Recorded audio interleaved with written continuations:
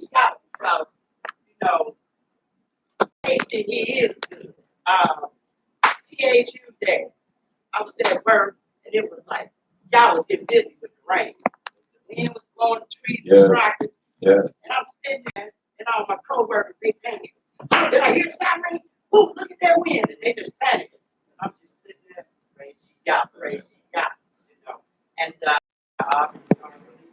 when we grabbed it, they kind of weather. So then you hope the rain until I get home. And praise God, he did. You know. And then, I mean, I was hyped. But and then last night it got busy. And I was heading to the concert in the park, and it was pouring down. Yeah. And I had to pray to God and ask him, please hold the rain up out because ain't no refund. And sure enough, God did it the whole concert. And then my sister said, where the moon is? We looked up, we didn't see it nowhere. I heard her. Then I said, sister, look, there the moon. God brought it right to us where we could see it. And these are the true and awesome works of the Elohim I serve. Because he running this show. He ain't running nothing but our mouth. And all I want to do is give praise, thanks, and glory to Yahweh for his wonderful works. Hallelujah. Hallelujah. Hallelujah. Yes, he is. And I had to, I was out Thursday, the 5th day, and I was out in the midst of it. But I was just at ease as I was, because that's my occupation. So I'm driving in the midst, but I'm just at ease at it and everything. But I'm rolling around, I'm seeing all the trees just uprooted. And that wasn't even a heavy wind. I tell my son, I said, it was a big tree that in the church parking lot, big evergreen tree. And it was uprooted from the ground. And that wind wasn't even heavy and it wasn't even sustained that long. And that tree is if they haven't gotten taken care of, it's still there right now. There was other trees that snapped in half. I said, boy, man better come to grips. Because that was light what he had done. But when the Almighty moved, it's rough. I finally saw what my elder last week was telling me about down in Baltimore. It's rough, Baltimore, in Maryland, the flooding, and the devastation is great, and then the ongoing saga in Hawaii is something. It said it's something to see him in action and it is him. It's him. It is him. It's not Mother Nature. It's not the scientific makeup of this and that, the geological makeup of this and no. It's for the nature. It is him. It's him. It is him. And if you don't want to offer the glory now, you will in a minute. So we better recognize that it is him and pay attention to what he's doing in every aspect. Pay attention to what he's doing. Hallelujah. Hallelujah. Anyone else? Yes, ma'am. Much long. I'd like to give all praise, all honor, all glory to the Holy One of Israel, thank the Lord, Yahweh, creator of heaven above, the earth beneath, and what is under the earth. Also the Father, Abraham, Isaac, and Jacob, and also our Father, by saying hallelujah. Hallelujah. So give thanks to Yahweh. Mercy and forever. Just want to praise him for all things, you know, the strength he gives us to keep going in his name. And like to thank God for the children of the Elohim. And I wanted to comment also, right back off of that, David, it rained real bad. And I'm singing this song on the way out from work. But the song was in my head already on the way out, going out the door. And it's a song that Hashem and his brother, Hakeem, and his mother sang. And it's called Please Leave My Window Open. So I'm singing this song on the way to the car and stormed and rained real bad. So I'm singing, y'all please leave my window open. And then I get to the car and my hood was open. And my car was so wet. I just had to say hallelujah. That's what I asked for. That's what he did. God is so real and he's so funny. I just had to laugh because God was funny. So that's what I asked for. Praise God. Hallelujah. Hallelujah. Let you know. You say, well, you asked me to leave it open. Be careful what You you better be careful what you ask for. I ain't leave the windows open, I left the door.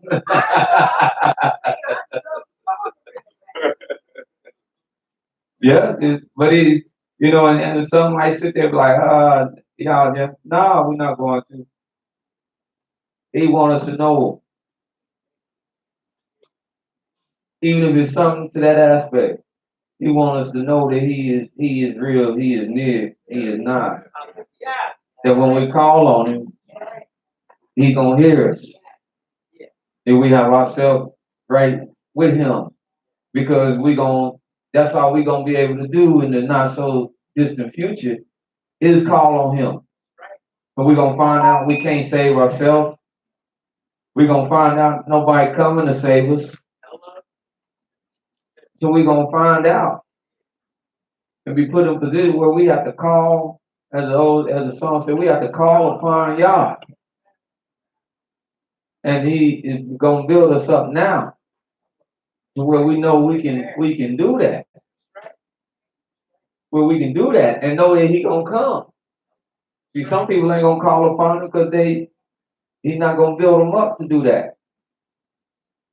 He's not gonna build them up to use that force. But then they fear him, and they're trying to draw near to him. He's gonna build them up to use that. Call upon his great name.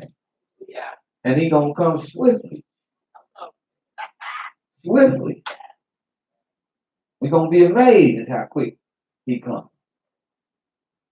So yes. Praise Yah. Anyone else? Yes, ma'am. One more thing to what I was saying. Go ahead. And the beauty of it is that God, he wants us to ask him things. And if we truly trust and believe in it, he's going to do it so that we can praise and glorify him. Because if we don't do it, ain't nobody else going to do it. And he will answer your prayers because he wants to be glorified. And he's going to answer your prayers if they truly and sincerely come from the heart. He will answer them. And the books say, I don't know what scripture it is, but it say, taste it. Taste how good he is. And I mean, really, taste it. He's good. And I want an Elohim that can uproot the tree. Like you said. With a life breath. Yes, ma'am. Because we serve a true, living, powerful Elohim. I'm just glad I'm on this team. Hallelujah. Hallelujah. Well, we're gonna finish taking comments, but I'm gonna try to help you right now. Yeah. Turn to Psalm 34.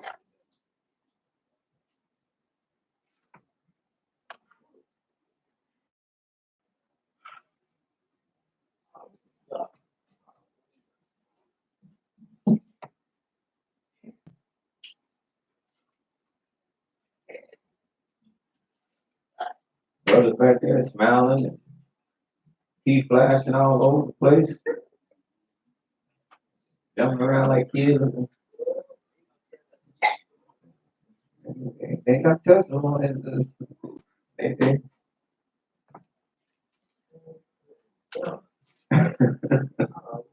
even more eager than I have been. Psalm 34. Hallelujah.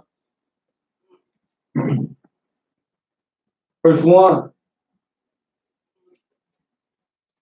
I will bless Yahweh at all times. I'll bless him where? At all And times. when?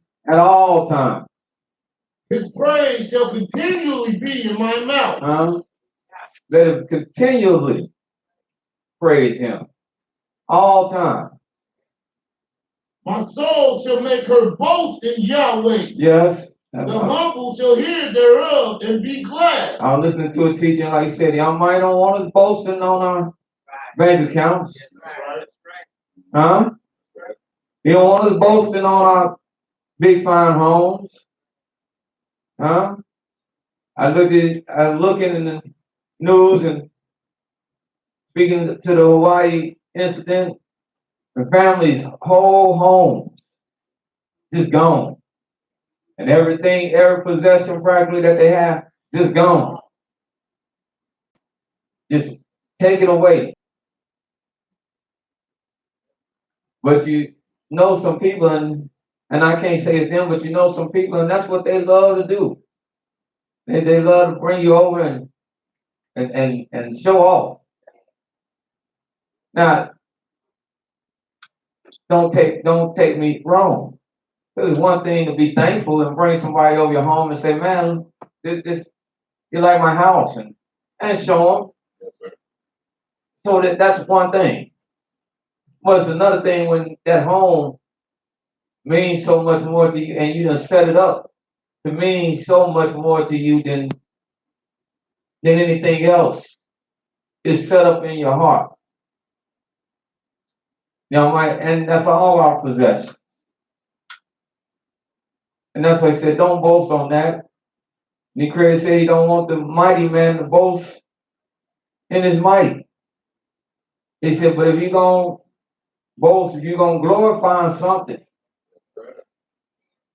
if you're going to glorify something, when you show up that home, the man, as it's open up, come in.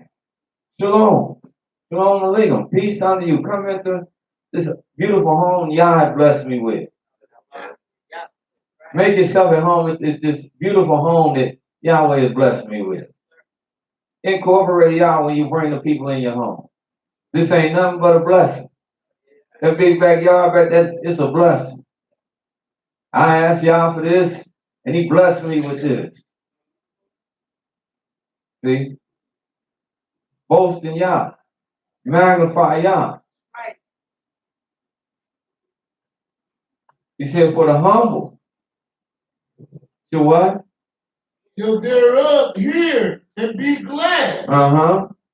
Oh, magnify Yahweh with me, and let us exalt his name together. I sought Yahweh, and he heard me, and delivered me from all my fears. There it is. I sought him. Now how does this work? How does it work? He said, I sought him. I went after him. I chased him. I ran after him. If he hid himself, it was like hide and seek. I was gonna keep searching. I sought him, and he heard me. He said, well, he don't know where I'm at, but I hear him, so let me help him find me. And he delivered me from all my fears. They looked unto him, and were lightened. That's how we become enlightened. When we look unto the Most High. Yeah. In everything. Everything. We become enlightened. And their faces were not ashamed. And they're not ashamed with what they find, the knowledge they find. Their faces, they're not ashamed of it. Huh? That's why he said, of Israel, he said, you my world without end. Yeah. Won't be confounded or ashamed. This poor man cried, and Yahweh heard him, and saved him out of all his trouble. How many of them? All his trouble. He came and got rid of every last one of them that he cried about. Then he does something special. The angel of Yahweh encamped round about them that fear him, and delivered them. On the request of Yahweh, the angels of Yah, by his request, he dispatched them. He said, go walk with my man. Go walk with the sister because they fear me.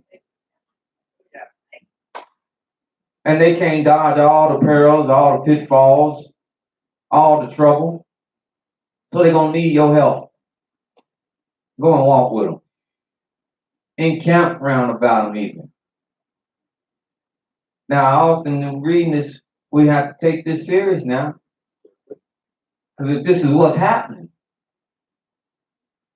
see, we got to think about it. Not just read it, we got to think about it. If this is what's happening, if they encamp there, then that calls upon us to be something better than what we might be at this time. That calls upon us to always be trying to lift ourselves up out of the doldrums and the deprivation and all the negative things that we have within us if they be encamped about us. Because just like Yah, the host don't want to be around nothing unclean. And if there is unclean, then the Almighty will call him back himself because he don't want him around nothing unclean.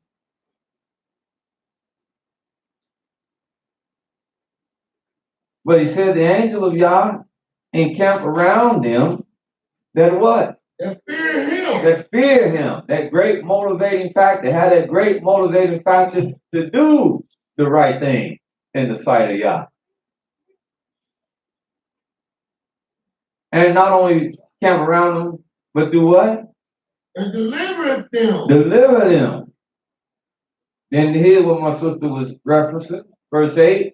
Oh, taste and see that Yahweh is good. What kind of Elohim do we serve? Well, that's where he asked you to do.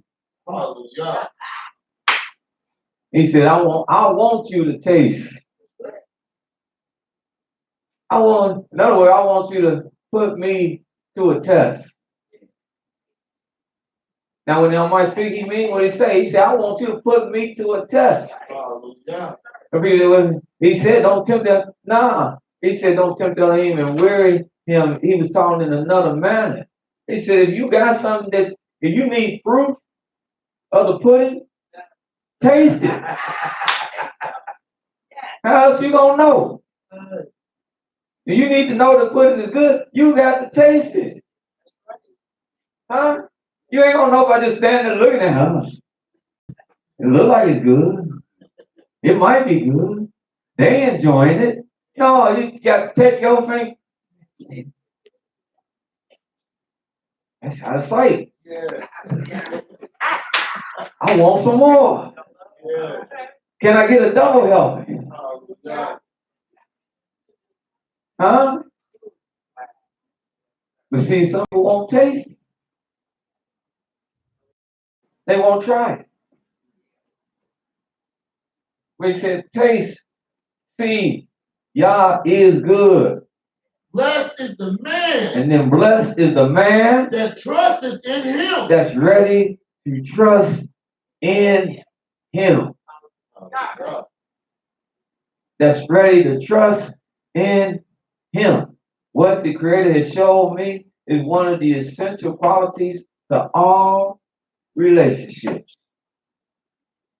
And that's trust. Hallelujah. That's trust. Yes, sir. A husband to a wife, for it to work, it's essential that there must be trust. Hallelujah. You must trust her. She must trust you. Parents to children. At some point, there must be a level of trust. When you leave your homestead and you go places and you leave the children back there when they're raised to do things, you have to trust them. You have to trust them that you won't come back and your home ain't in shambles. That they ain't killed one another. That things haven't terribly went wrong. You have to trust when you allow them to venture out. I know I told my son and grandma, I said, he got to go out sometime. I can't keep him. He getting older. I had to let him go out with his friends. I had to trust him that he will take what I have equipped him with and go out with that. I had to trust that. And he did. And he did. And the Almighty was with him and brought him back. So trust. It's in every relationship. The Almighty said, trust me. The beautiful thing about Yah is when you trust, he will never let you down. Hallelujah. Hallelujah. Verse 9. Oh, fear Yahweh, ye his saints. See, all these things must be in the formula. Trust, trying, fearing. But when you see, taste him is not just when you taste him, and he comes to your aid swiftly, like he does. That's another level of fear. That's what he talks about fear as well. That's another level of fear because now you start to see, oh, this ain't no plaything. This isn't no plaything. And the way he came to deliver me is the same way he can come to consume me. So when he manifests, the fear of Yah should increase. The reverence of Yah should increase. Go ahead. But there is no want to them that fear him. The young lions do lack, suffer hunger. But they that seek Yahweh shall not want any good thing. And that's what he means when he say there's no want. Yeah, we have wants. I have wants. Who don't have wants out there? I like a little more money. Huh? I would like things in aspects of my life to be a little bit better. Yeah, I have wants. So this is not contradiction, but what he said is they shall not want any good thing. And when you sit back and you meditate, you see your wants, the things that you want. Oftentimes, you already have it. You already have it. Because you're blessed. Because you have the good things. You have what you absolutely need to be in this life. Because the truth of the matter is, the wants that you have, just wanting things, that never stops. If I get $1 million a day, guess what I'm gonna want tomorrow? I'm gonna want 2 million. I get that and put in my lap. What I'm gonna want the next day? 3.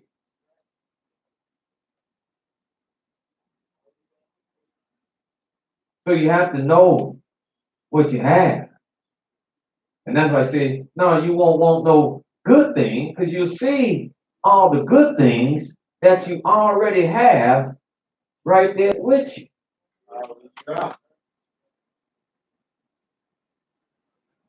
Come, ye children, listen to me, and I will teach you the fear of Yahweh. Now, that's not something that can be taught if one don't have it. Then he said, well, what man is there that desires life, love many days, that he may see good? Question. If this is your desire, who? Is that everybody desiring here? Because that's what he's saying. Who desires life? Huh? Who would like many days? And in all the days you see good. Huh? Them three, who don't want them 3 things in here? Raise your hand. All right. Well, we all walking together. Well, if we want them, then here's what we should do. Keep our own tongue from evil. See? Safeguard yourself. Keep our tongue from evil. And keep our lips from speaking guile, evil thing, bad thing, stirring up trouble. So you stir it up, guess where it's coming to? You can stir it up down the street, but it's eventually going to find its way right to your doorstep. I mean, you don't be saying much. You don't talk much. You don't sit and chat with us much on the job, no? Because I hear y'all conversation. And y'all talking about some of everybody. Keeping up a lot of stuff. So I know when I get up and go, you talking about me. Because y'all talk about each other. Then when you get out, y'all fight. And well, they was just friends. Yeah, but they found out what she said about her. Boy, it's on now. Hey, keep your lips. Not just, I know it says in Ecclesiastes to keep your mouth and your tongue when you go in the house of Elohim, but keep a guard. Keep a discipline on your lips, not just in the mouth, in the house of Yah, but in your life, period. Yeah. Be mindful of what you say. And let your word be few, like I said. Be mindful of what you say. If people be talking so much, you ask them, did I say that? Yeah, you said that. When did I say that? And they don't remember that they said it because they done talk so much. But when your words is few, you say, yeah, I remember I said it. Yeah, I remember I told you. You can recall it. Yeah, I said that. And I meant it. Now what? I meant it.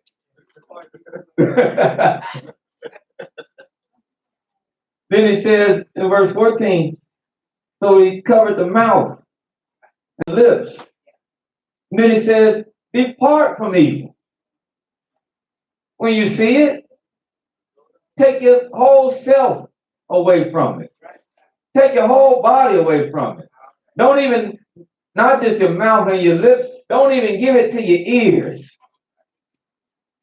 Don't even let your ears hear evil. Huh? Because you hear it, it start getting in here. So don't even give your ears to evil. That's an evil conversation. I'm out of here. People are speaking about all the school shootings and things of that nature. That's what we got to see. This is the Almighty is good. Huh? Nobody said rise and lighten. Shine. This is my counsel to my children. You hear evil, you see evil, don't even be in the midst of it. Run from it. Flee from it. You see bullying, flee from it. Don't be in the circle cheering it on. Yeah, laughing and jeering.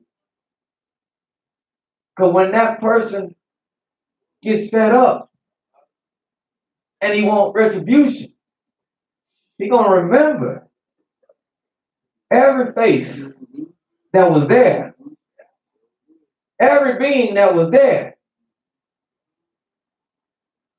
Whether they delivered a punch or kick or grab or words, he's going to remember them being there and the fact that when he cried out, when he was hurt, no one would aid him. Because it has happened in some of these shootings where the guys and the girls, they went right past people because that's not who they intent was with. And they went and found the group that they had all the problems with. You see evil, we see evil, depart from evil. Do good. Not only depart from, do good. Oh, hey, ain't snitching. Go tell, man, they picking on homeboy. They shouldn't be doing that. That ain't snitching. That's doing good. He ain't did nothing this morning. Man, you ain't got no reason to talk about it. These are not just children. I remember I worked in the plant. And then one of my brothers was working there. And he came up one day and he had a smell. And all they was doing all day long, people just snickering and in their little cliques and little groups talking about how he this, how he's that, how he smelling, how he this. And I said, well, what good is it for y'all to be telling each other how he smells? And ain't nobody told him. What good is it for us to be sitting here talking about what's going on with it, and we ain't trying to do nothing? And he looked at me all 14 karat crazy. Hold on, buddy. See, you know that's Israel. That's Israel. He said, well, why don't you do something? I said, okay, I will then. And I went. I sat with my brother, and then I went. I said, well, come on, man, let's go to the manager. Went to the manager, because the plant has a system. It was simple as he went to the bathroom, washed him up, got him a nice shirt, came back. All that was gone. Simple. Do good. Do good. People need to learn how to do good. Yeah. Yeah. We on, ain't we? Yes, sir. Huh? Yes, Well, sir. hopefully they see it. Do good. Yeah, do good.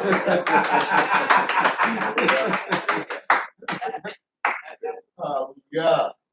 Ain't no problem, but I got words to say that want more than it just in the room to hear. Do good. Because I'm tired of the world like it is. All right. And I want to play my small part in trying to make it a little bit better. Hallelujah. Man, need to learn how to do good. Depart from evil. Creator is getting fed up with all this wickedness and evil. And we're gonna hold this because I can't go beyond this. Because let me show you what he did one time when he got fed up and tired of evil, wickedness. Oh, Genesis.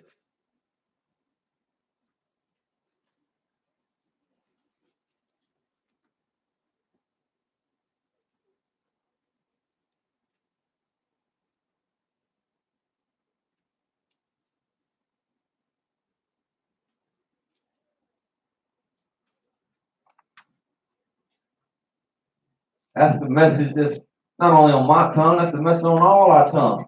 If you know this is what Yah requires, this is what we have to start telling the people.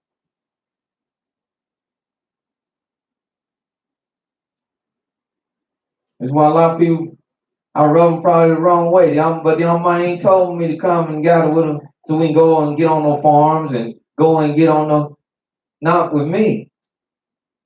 Because he had told me about myself. He said, I want you to learn how to do good.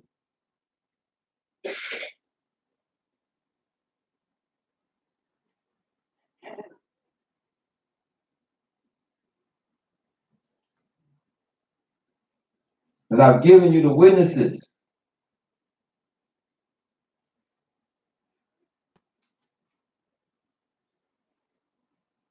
Genesis, 6th chapter. Hallelujah.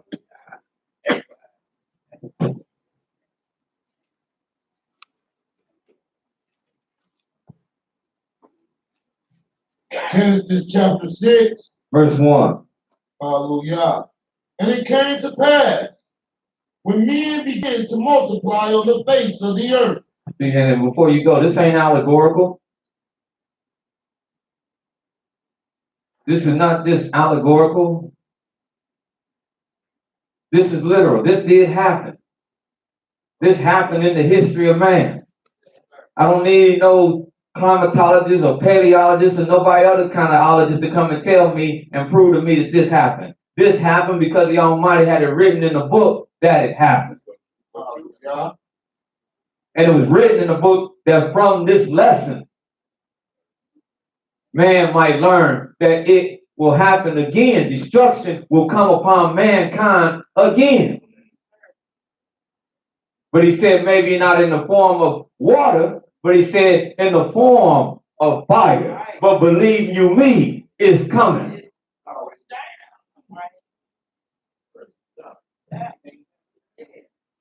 Continue. Genesis chapter 6, verse 1. And it came to pass, when men began to multiply on the face of the earth. When we promulgated, procreated all over the world, 19 billion here, 6 billion living there, another 2 billion living here. When man promulgated and went all over the earth, was able to expand. And daughters was born unto them. And they had daughters. That the sons of Elohim saw the daughters of men, that they were fair, and they took them wives of all that which they chose. That the holy seed of men, the sons of Elohim, B'nai Elohim, holy children among men, not angels, holy children among men, saw daughters of men, men who wasn't trying to be holy, and they went in unto them. Look what I got.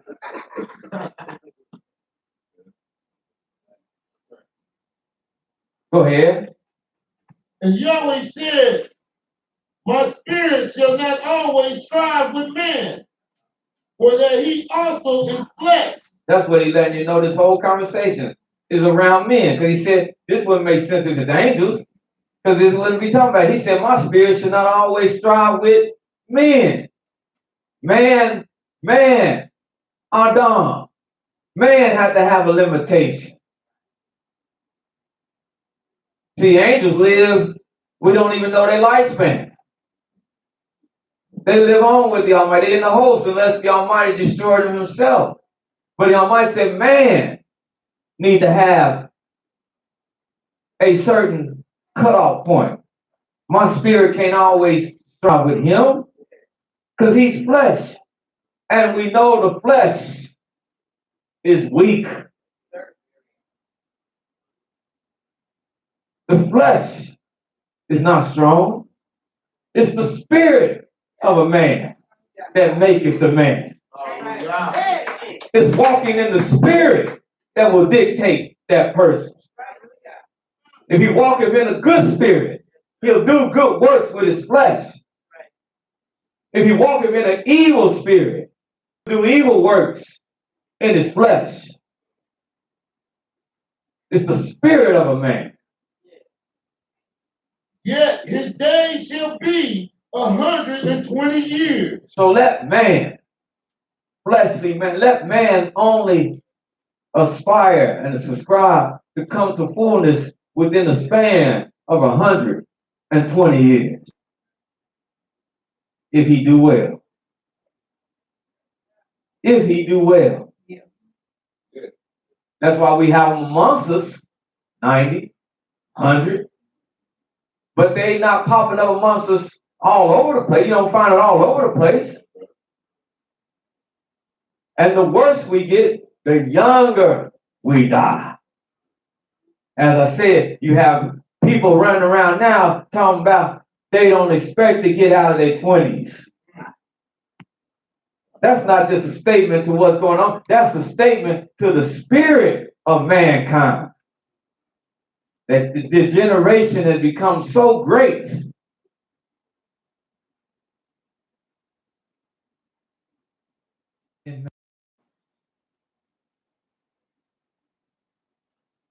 Next, they'll not expect to even get out of their teens.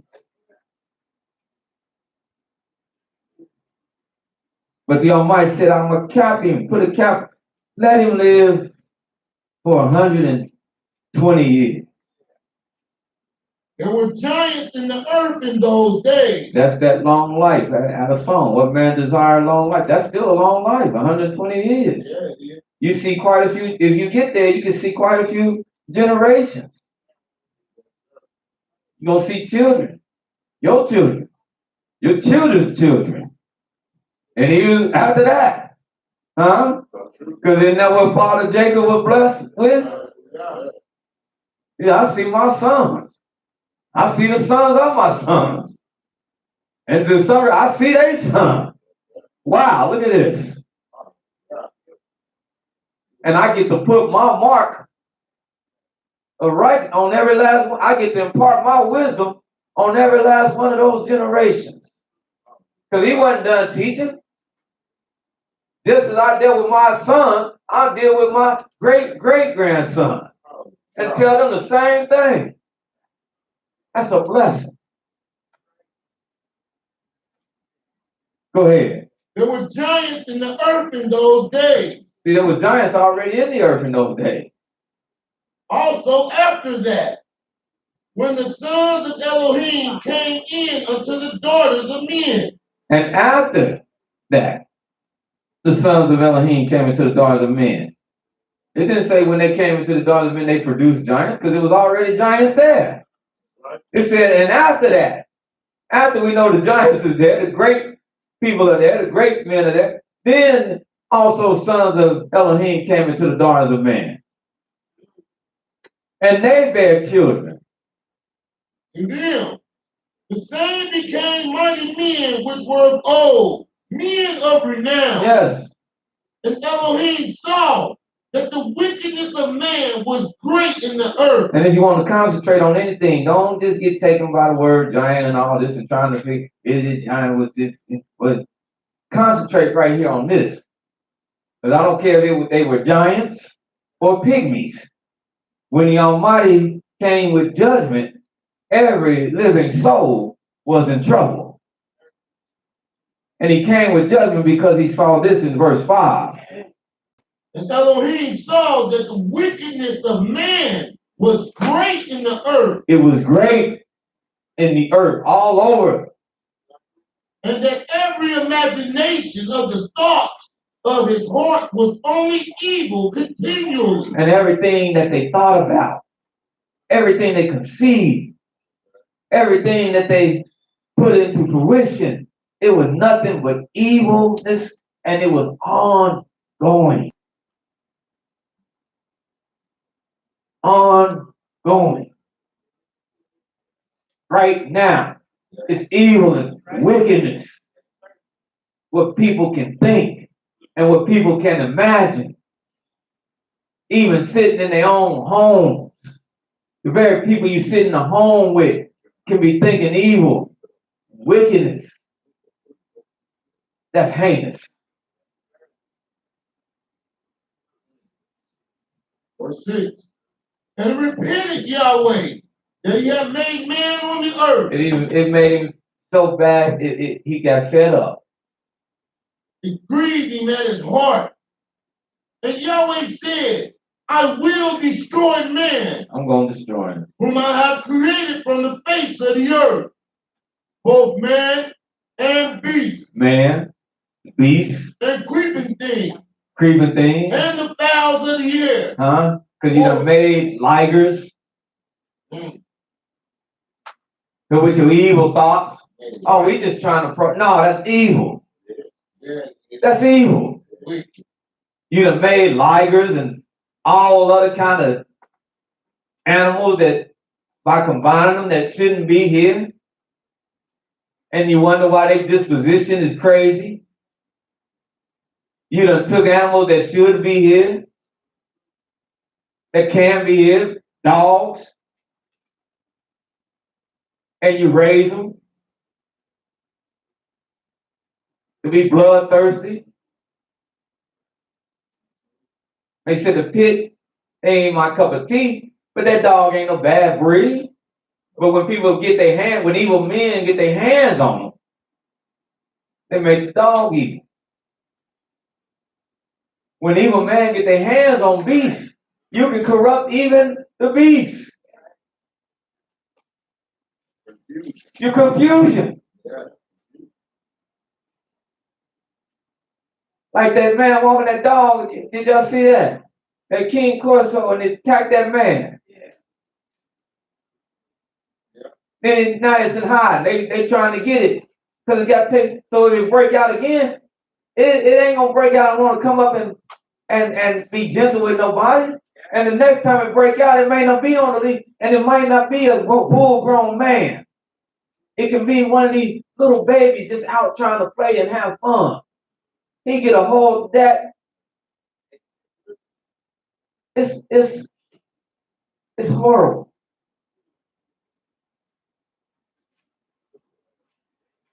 But that's man.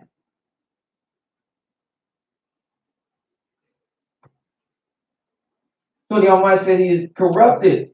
And we have. We have corrupted the beast. We corrupted the creeping things. We corrupted the birds of heaven.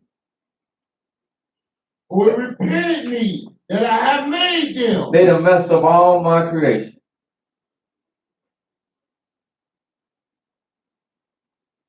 Go ahead. But Noah found grace in the eyes of Yahweh. But Yah is good. Because he let us know that there was one though.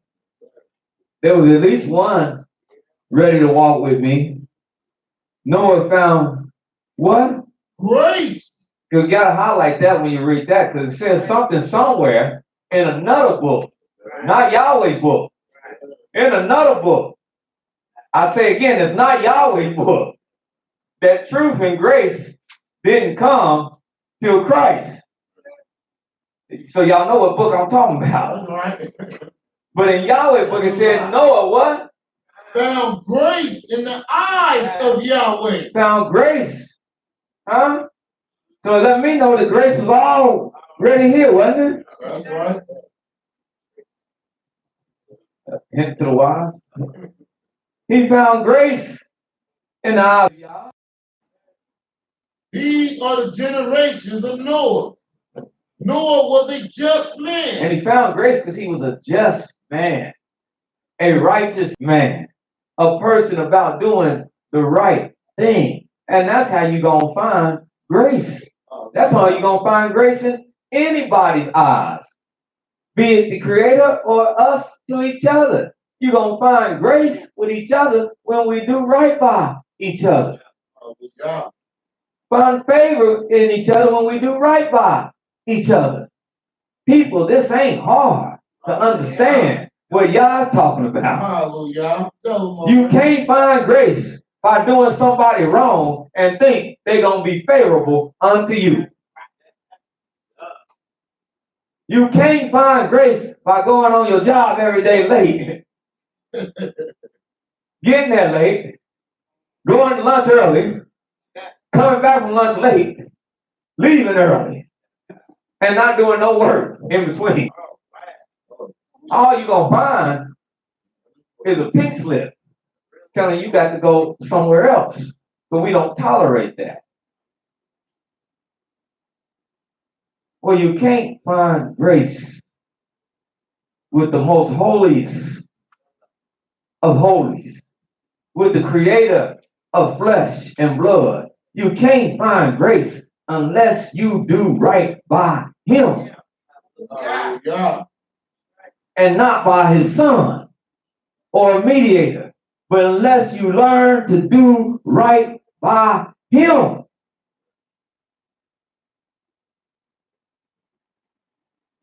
Go ahead, a just man and upright in his generation.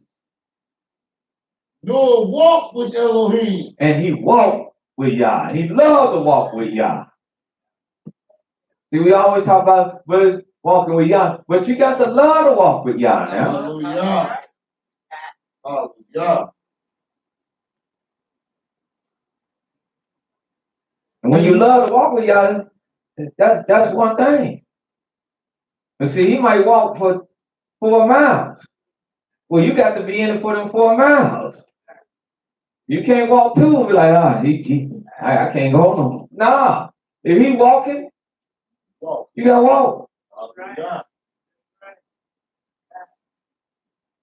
At his command. Isn't that how we even moved in the wilderness? Said at his command. When he said, let's go, and the cloud was lifted up and it was moved, they had to move. Now you can stay back there and camp your own camp if you want to. That's on you. But at his command, it said they moved, and at his command, it said they stayed. So when we walking with Yah, we gotta walk.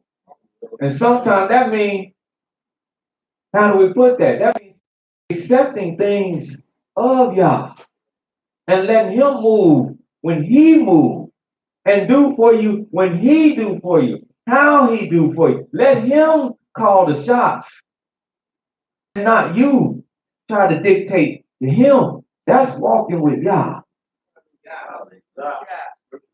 Accepting.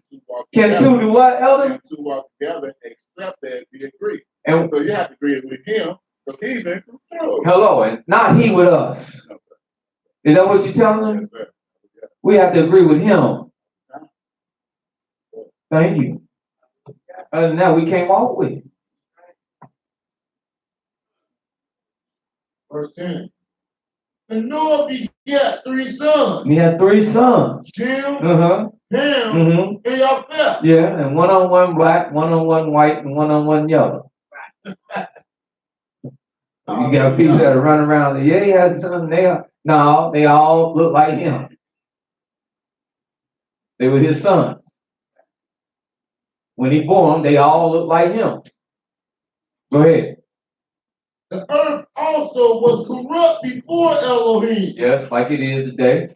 and the earth was filled with violence. I don't even have to offer no comment for that, do I? Filled with violence. Everywhere. And Elohim looked upon the earth, and behold, it was corrupt. Aren't you sick of violence? Aren't you sick of violence? And all flesh had corrupted his way upon the earth. And Elohim said unto Noah, the end of all flesh is come. The end of all me. It's all flesh. The end of it is come.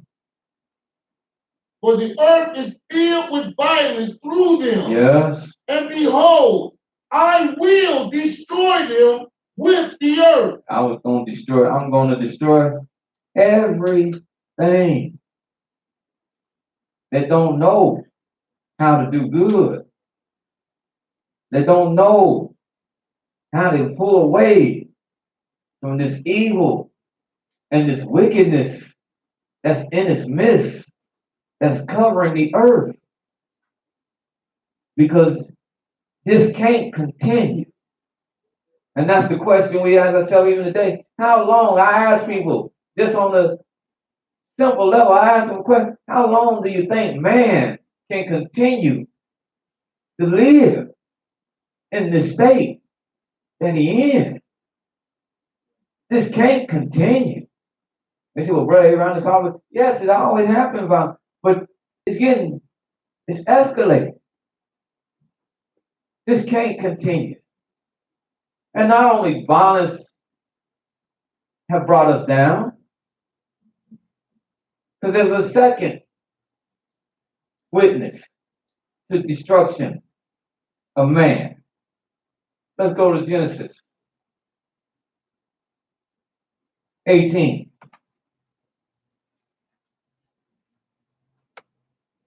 This message of the Almighty. It stays consistent through the book. Hallelujah.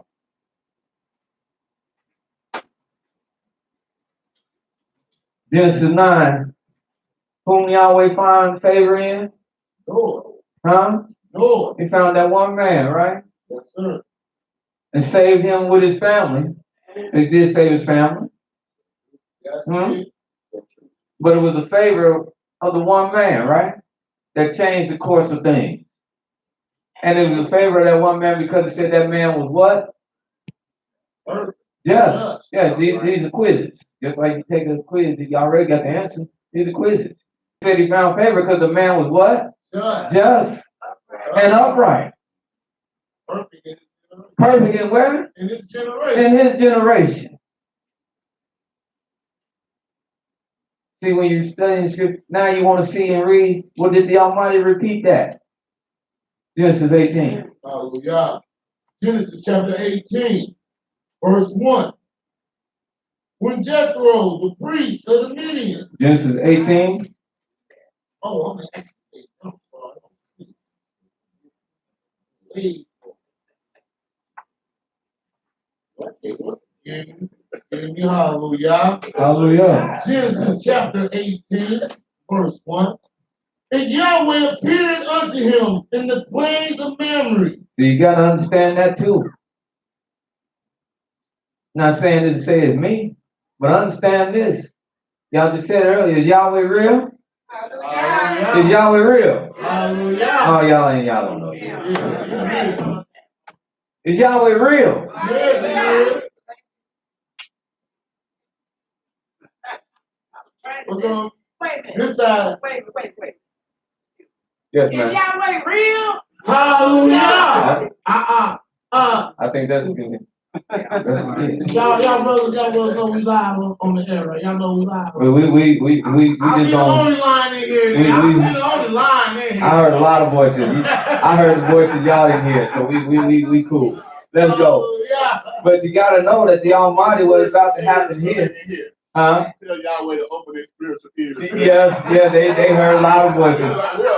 Yeah, we was loud. Hallelujah. You can tell it by our presence. Yes, sir.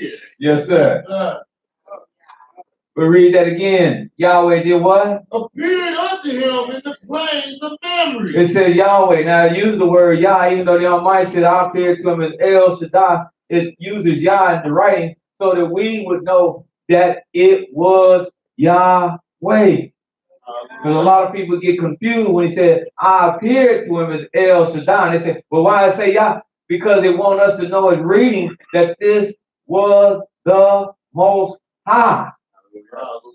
So when you see it interchanging Yahweh and Elohim, he did appear to him as El Shaddai, but he wanted us to know that it was Yah. So he said Yahweh did appear to him. And they're going to be special people that Yahweh going to appear to in this day and time. Yeah, they're shaking their head. I know on the internet they're shaking their head. They say he wrong. He's wrong. But hey, you better get it right. Because you might look up one day as you're sitting in your living room or you're sitting under your own oak of Mamre, and this perfected black man with nappy hair might walk in front of you, and he might look at you, and he might call to you, and you want your spiritual eye to be able to perceive him so you don't make no mistake and let him pass you by, because he may not come back. When he came to Abraham, continue. And he sat in the tent door in the heat of the day. And he lifted up his eyes and looked, and lo, 3 men stood by him. Yes. And when he saw them, he ran to meet them from the tent door and bowed himself toward the ground. He knew it instantaneously because his spirit, not his physical eye, his spiritual eye had been awakened so that he could see with his physical eye what was in front of him. So he knew who they was. Go ahead. And he said, my Yah, my master, Adonai, my master, if I found favor in your sight, synonymous with what? Grace. Just like Noah. See, always looking for somebody to be in favor and grace with him. All the time. That's why we came here. Because that's what he's looking for. It's not that he's not looking. He's looking for somebody who wants favor and grace in his eyes. He's searching for you. People think he's not searching for. He's searching for you. So that he can come and mark you. So he can come and visit you. So he can come and let you see him. I know this might be too much, but this real. Hallelujah.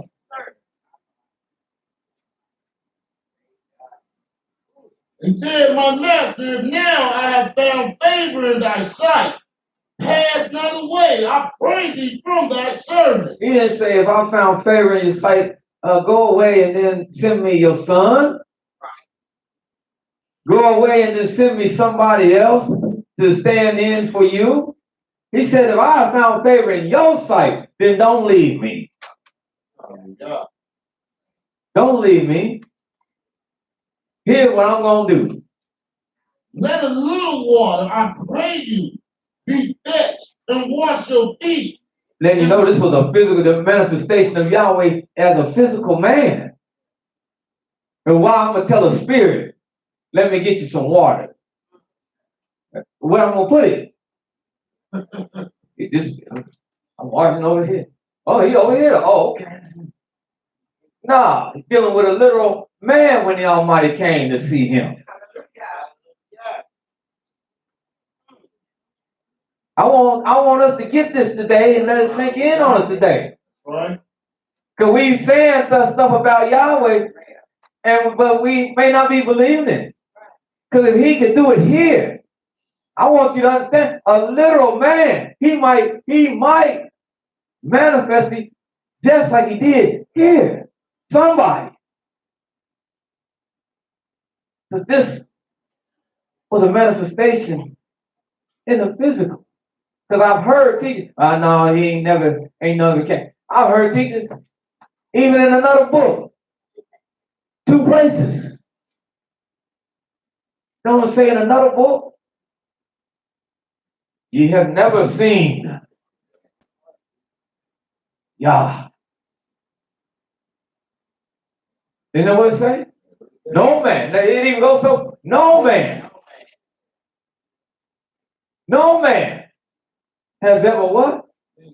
Has seen him. Well, now might want us to know that that's not so.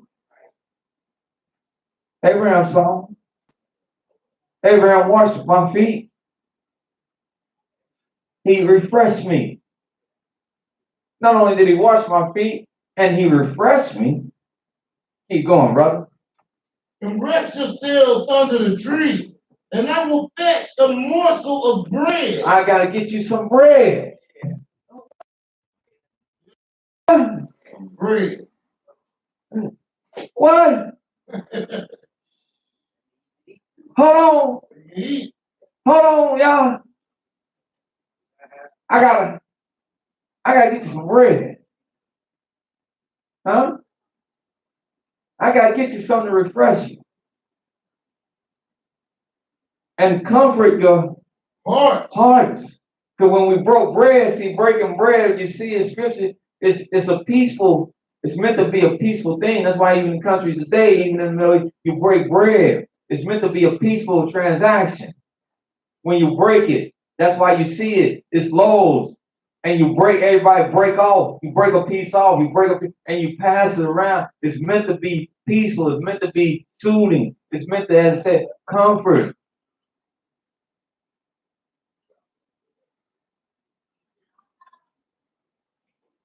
Go ahead. Good bread. And I will fetch a morsel of bread and comfort ye your hearts. After that, ye shall pass on. And after you have been replenished, then you can pass on. But therefore are you come to your servant. But therefore ye have passed by your servant, and he said, he being the Almighty, so do, as you have said. You want to entertain me? So do it. I'll spend the day with you. I'll sit right here. Be gracious like that. Be gracious like that. I don't have too much to do. I can get it accomplished even being here with you. So I don't have no time constraint. We go to visit people, you got about 1 hour, because I got to get out of here. I got something else to do. Grace said, nah, I got all the time in the world. Because I got all the power in the world. While I'm here entertaining you, I'm still seeing what's going on all around the world. And I can respond to that as well. So I'll sit here with you. Yeah, there's something to think about. Abraham is somebody to think about. Let me tell you something about the Almighty and His greatness. That's why there ain't no mistake. Be you a Christian or a Muslim or an Israelite, everybody want to claim Father Abraham. There's a reason why they want to claim Father Abraham. Everybody want to be his friend. There's a reason why. Because he's your friend.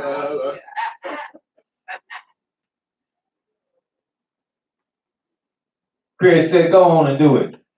So Abraham hurried into the tent unto Sarah and said, hasten, meaning quickly. Quickly measured 3 measures of fine meal. Huh? Now you can't go to Kroger's and get him some of that knotted bread. He told her to get some of that fine meal. The best meal we have. Knead it and make cakes.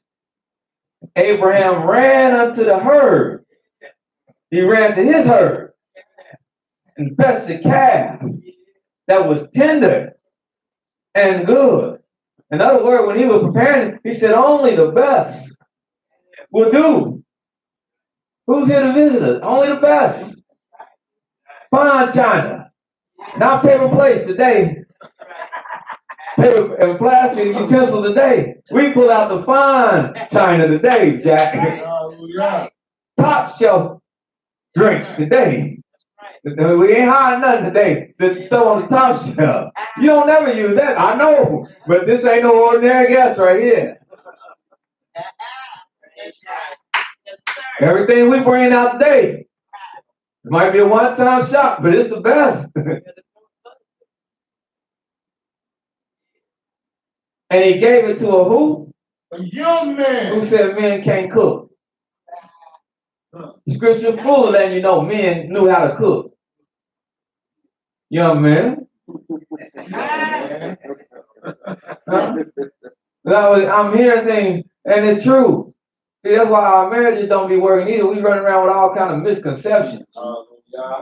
She only supposed to cook. She only supposed to cook.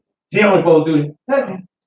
Hey, man, I ain't gonna boast, but I know my way around the kitchen. That's right.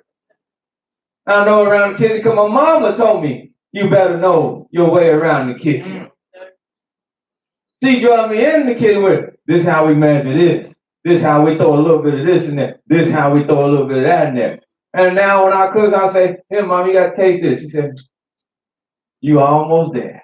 I said, you got it. But being close is good enough. Where you cook, being close is good enough.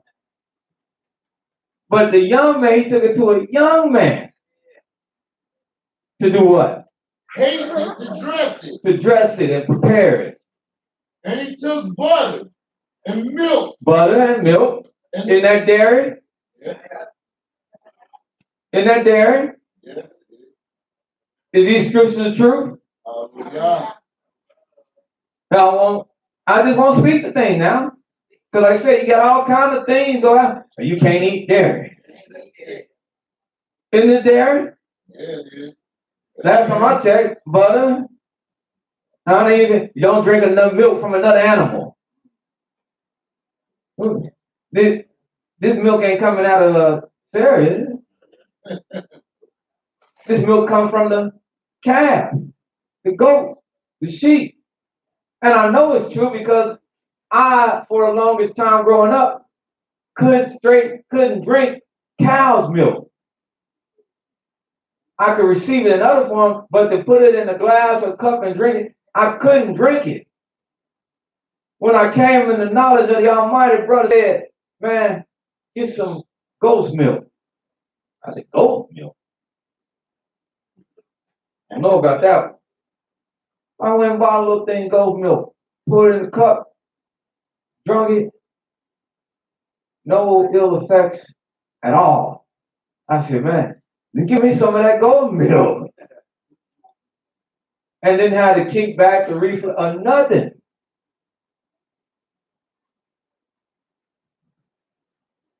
So you can drink goat or milk from a good, clean animal source. Because all the stuff that people complicating life with, and I ain't saying that they ignorant or they not. I'm just saying the Almighty has given us what we need. And let's stay with what Yah has given us.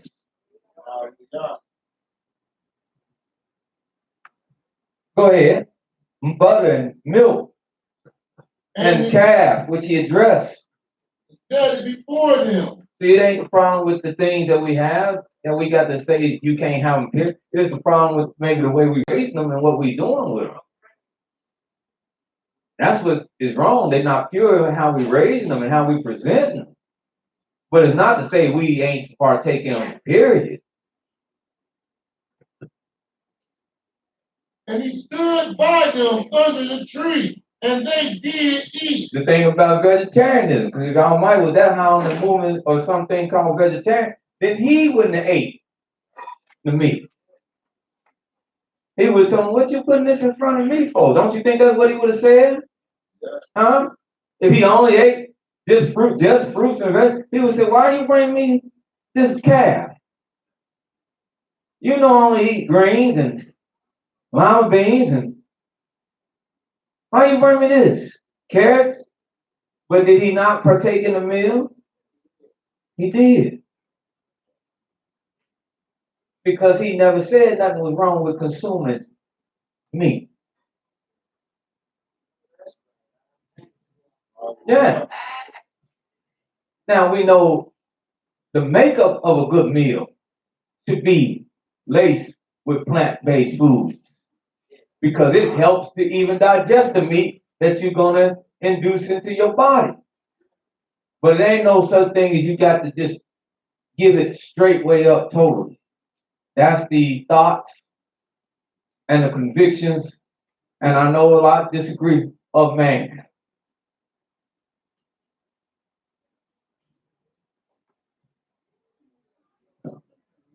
Keep going. Verse 9. And they said unto him, where is Sarah thy wife? And he asked him, now he get ready to give him something. He said, where is Sarah, your wife? And he said, behold, in the tent. And he said, I will certainly return unto thee, according to the time of life. See, life got a time. There's a time to be born. There's a time to die. Life got a time. And lo, Sarah thy wife shall have a son. Mm-hmm. And Sarah heard it in the tent door, which was behind him. Mm-hmm. Now Abraham and Sarah were old and well stricken in age, and it ceased to be with Sarah after the manner of women. She didn't even have them kind of feelings no more. Them kind of desires no more. Because they were well stricken in age. Oh, that biological part didn't even move really like that no more. Didn't yearn her like that. Therefore Sarah laughed within herself, saying, if I am waxed old, shall I have pleasure, my master being old also? Both of us old. You know, you're talking about a baby. We can't really start a family. And we old. Old folks. Yah said unto Abraham, wherefore did Sarah laugh? Or why did Sarah laugh? Saying, shall I of surety bear a child, which am old? Then he asked the age-old question, is anything too hard? Yah? Anything too hard for me? He said to Abraham, at the time appointed, I will return unto you, according to the time of life. And Sarah will have a son. Then Sarah denied, saying, I did not laugh.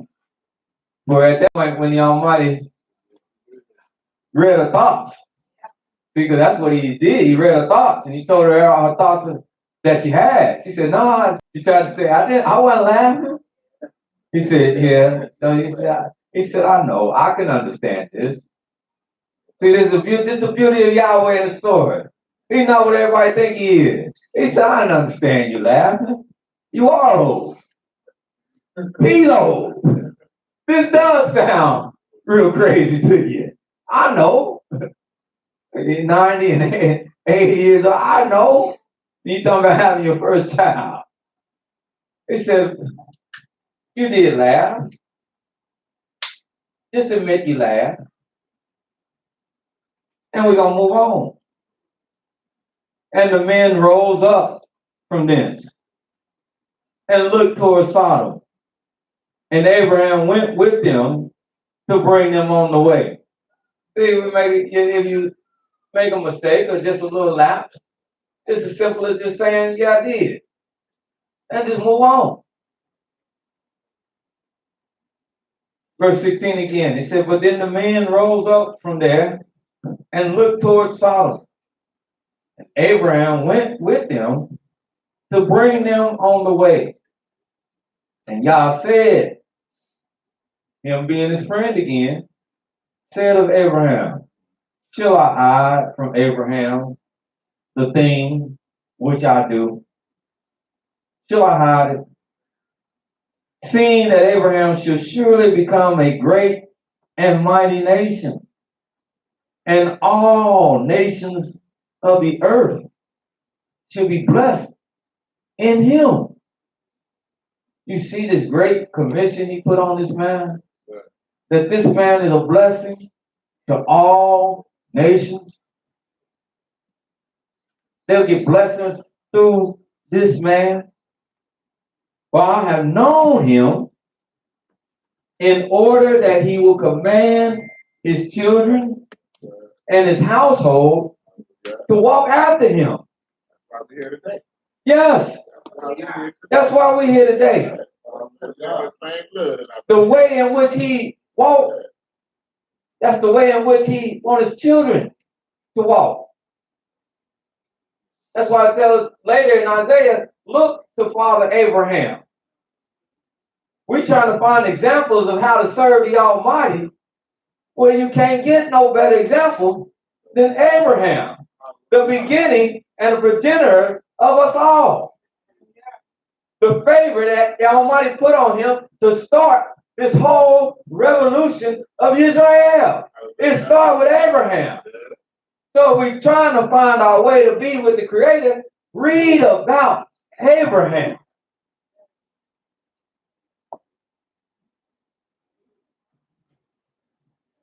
But he said that he will command his children and his household after him, and they shall keep the way of Yahweh to do again. Do what? Justice and judgment, in order that Yahweh may bring upon Abraham that which he has spoken of unto him. And as I told my brother Leonard, we talk about conditions. Yes, he said he's going to do it in order. Now that he know what I require, he's going to make sure everybody does that. That my promise to him can be fulfilled. Because he know me that if he don't do everything that I require of him, I won't fulfill the promise. Because I don't make empty-ended promise. Or unconditional. They got conditions. So if this is to be established, he's going to keep and have his people keep the way of Yah. He's going to do justice and have his people do justice. He's going to do judgment and have his people do judgment. Verse 20. And Yah said, because the cry of Sodom and Gomorrah is great, and because their sin is very grievous,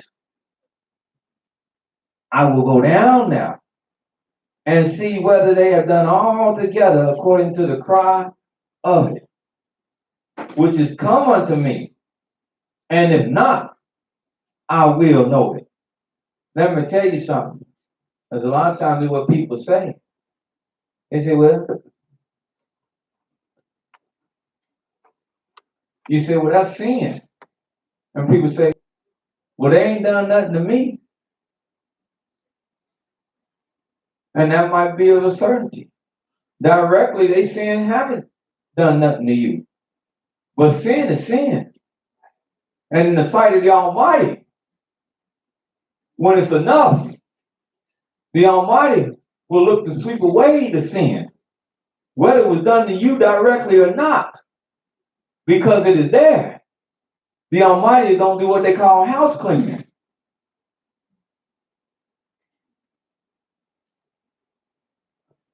So when people say, well, them people, because this is how people talk, them people, what they do in their bedroom, that don't mean nothing to me. It will have an effect on you.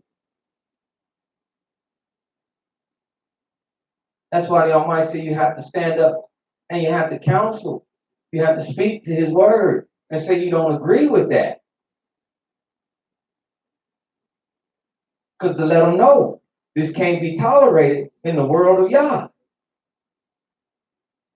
Because that's what He was saying. Things were being done that's grievous.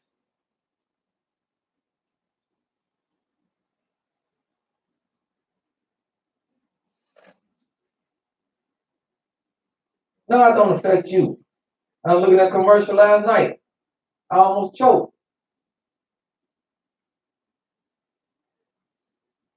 Two men. And one got, I thought it was, and one laying right in the foot of it. And I was eating almost, my son, he started, I almost choked. I said, man, did I see what I just saw? He said, yeah. A commercial. They trying to, Now, they ain't right in my bedroom, and they ain't hitting on me. But how is that? That's putting it out there. That's putting it out there. And it's not of Yah. And I'm strong enough maybe to resist it, but somebody else that's watching it, even in my family, they might not be strong enough yet. What's that? Huh? That's why as a parent, this is what you're talking about with Aaron. That's why as a parent. See, that's why I know when I come in here and I say stuff, I know it's embarrassing. It's going to embarrass them. But I turned off, but I started turning in because I had to, not for enjoying it, I had to listen to their music. Not to enjoy it, but I need to know what's being said in this music that I know they're listening to. Because I can't take all the radios and all the stuff. And they go outside of my house. So I want to know about Migos. Look, he getting ready to be like, oh, there you go. I want to know about Rick Ross. I want to know about what they said. Like I said, not that I sit there and go, oh, yeah, this is him. And necessarily enjoy it. If it ain't something to be enjoyed. But that I can sit there and say, man, nah, need to turn that off. See, that's how you get engaged in their life. Need to turn that off. What we watching? Don't grab the remote now, because I came in the room. Don't grab the television remote on change channel now. What we watching? Keep it on there. What we watching? I was just watching. Because you want to see.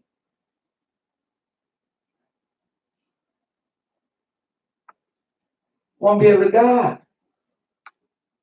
And I give thanks again and praise Yah that He is doing the work.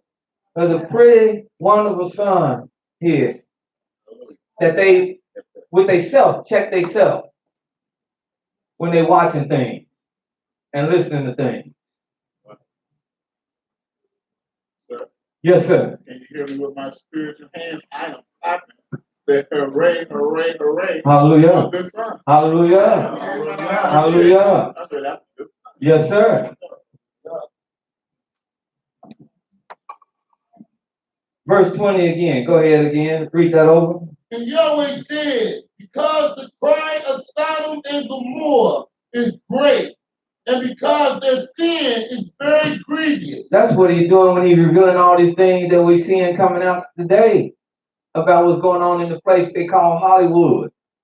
Stuff just oozing out now. Stuff we didn't know about now is just they can't even keep it in now. There's so many skeletons in the closet door is getting ready to bust wide open. This man messing with this man. This person did this, that person did that person did that person did that. And they've been doing it for years, but now the Almighty wanted it exposed.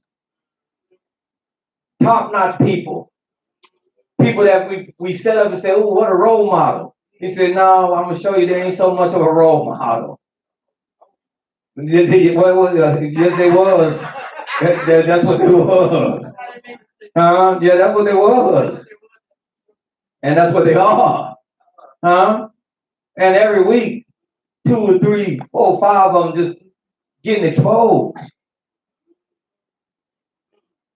And we've been saying for years, that wasn't a real good place to aspire to want to go to. We've been saying that, and people thought we was crazy. Maria Alicia used to teach them, and people thought he was crazy. Because we was telling, when you get out there and you get in that work, it's a whole man got money and wealth, got power. The imaginations of his thoughts. There's nothing to constrain him. See, there's a certain education that comes with being poor or wanting. We look at it, how you look at things. It's a certain education and it's a certain safeguard that you have built in you when you can't just do whatever you want to do. Like the horse that have reins, because sometimes the reins need to be pulled on to slow him up, or he'll run himself into the ground. So don't look at things all the time, oh, woe is me. Look at it as, hey, this is a safeguard.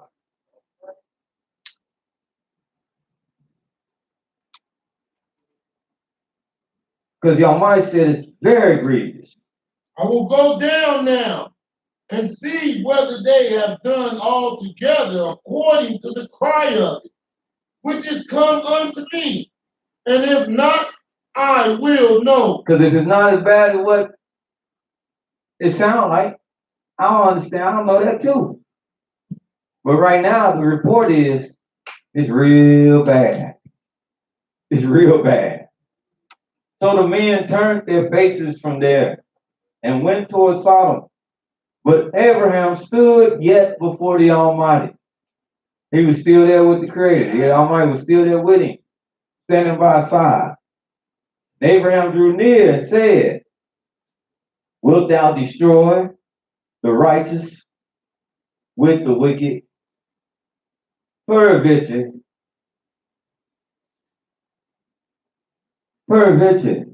there be 50 righteous within the city.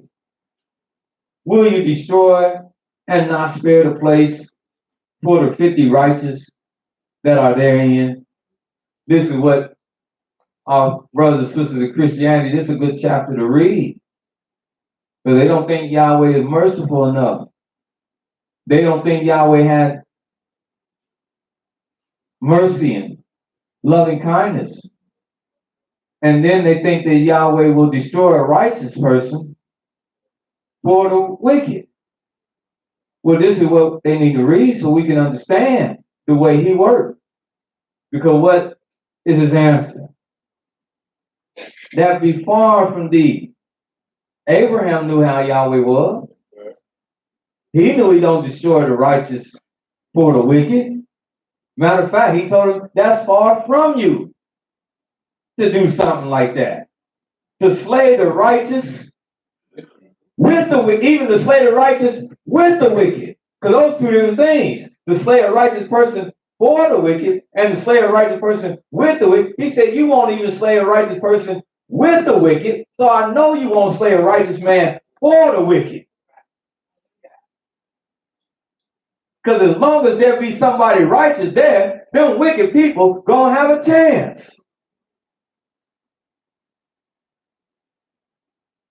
That be far from thee to slay the righteous with the wicked, that the righteous should be as the wicked. And you want me to accept that that's the way a righteous man, not only a perfect man died, he died like the two imperfected men that was hanging on the cross next to him. He died like that, even worse than them. Because it didn't even say they beat them like they beat him. Right. It just said they was hanging on the cross. They whooped him all up and down the streets of Jerusalem. Stomped him. His blood on everything. Banging his head, whooping him. He whooped him some more, drugging him through the city, poking him with a spear when he hanging on the cross. I mean, they tortured him. I'm giving the book saying, am I not telling you what the book is giving us? They tortured him. Yes, sir. The two men hanging at the end didn't even receive that. But he's supposed to be perfect and righteous. Here it says the Almighty would never do that.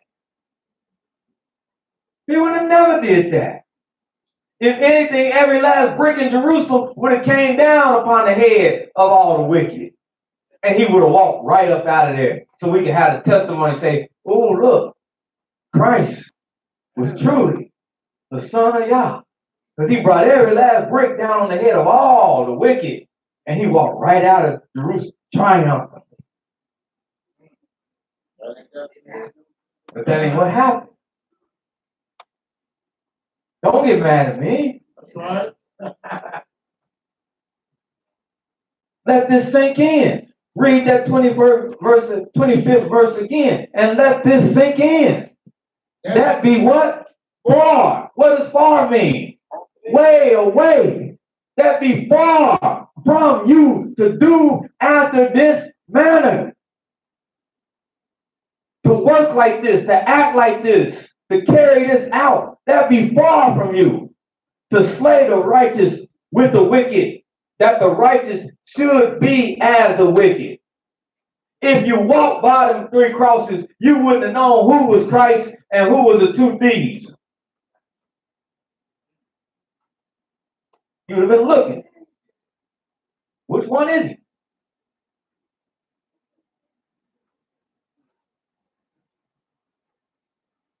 Shall not the judge of all the earth do right? Now, you have to be Yahweh friends, baby.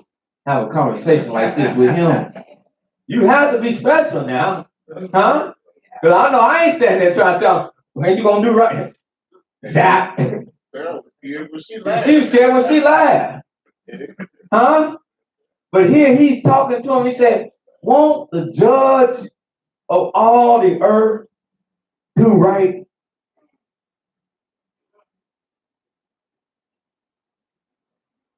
Y'all gonna let that marinate a little bit. As we read, I want us to think on these things.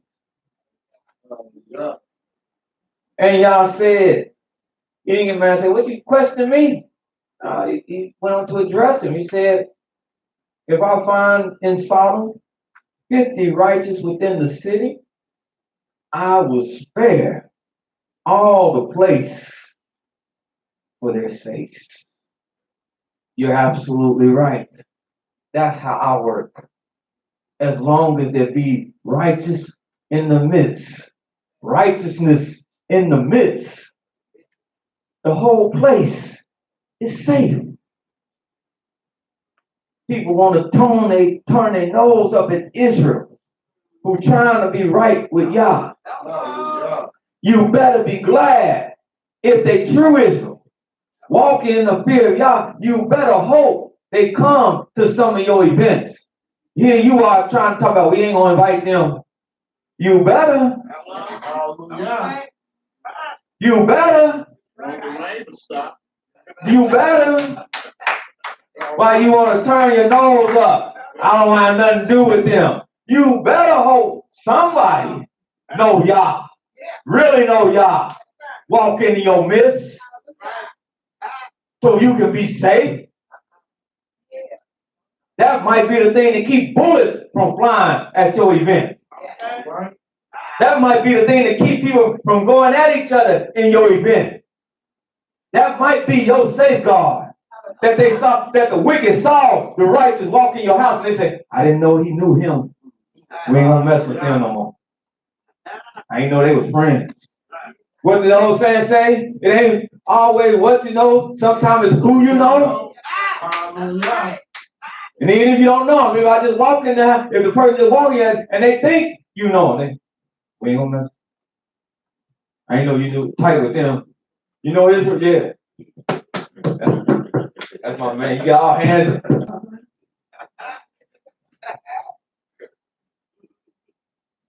We was gonna bust your head open, but you know Israel. We're gonna light you up. Right.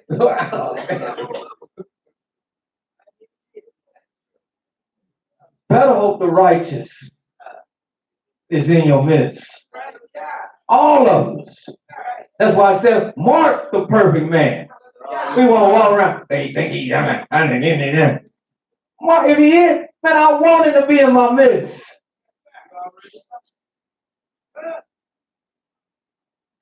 Only a fool, though. Only a fool want to be a companion of fools and riotous men.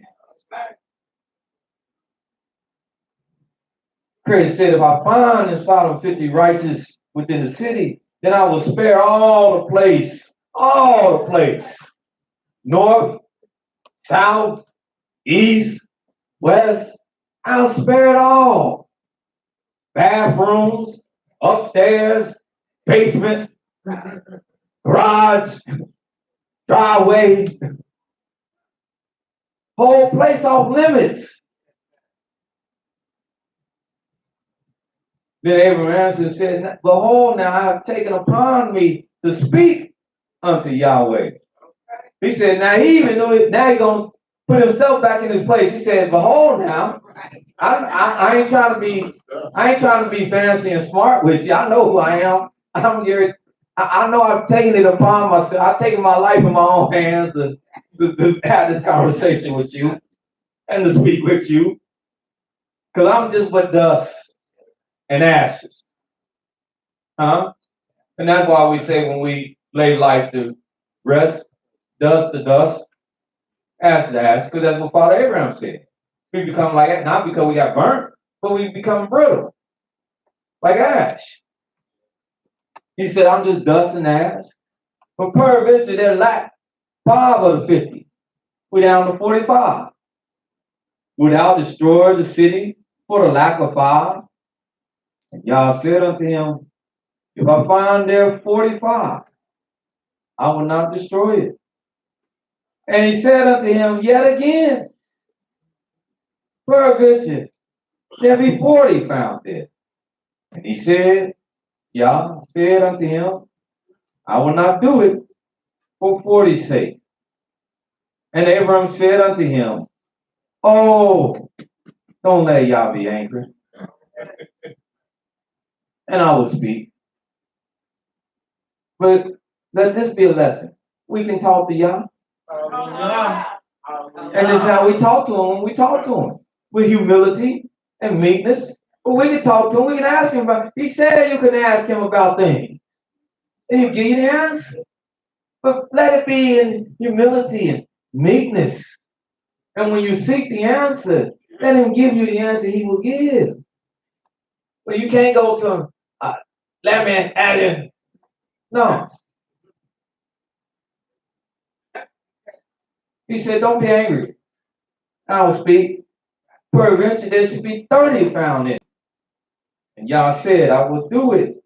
I will not do it if I find 30 there. And he said, behold now, I have taken it upon me to speak unto you again. Peradventure there be 20 found there.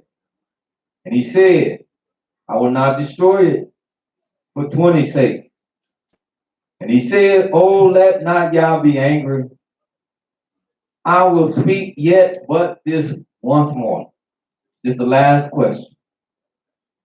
Peradventure 10 shall be found there. He said, I will not destroy it. I will not destroy it. If I find 10 righteous people in the whole city, the whole place. I'll not destroy it for the sake of those 10. And Yahweh went his way. As soon as he had left communing with Abraham, and Abraham returned to his place. After that great encounter with the Most High.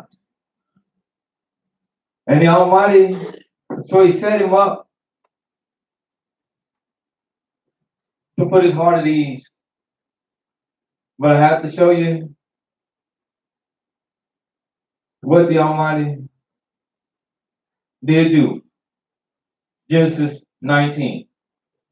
Let's pick it up there. Genesis chapter 19. Y'all all right? Hallelujah. Verse 1.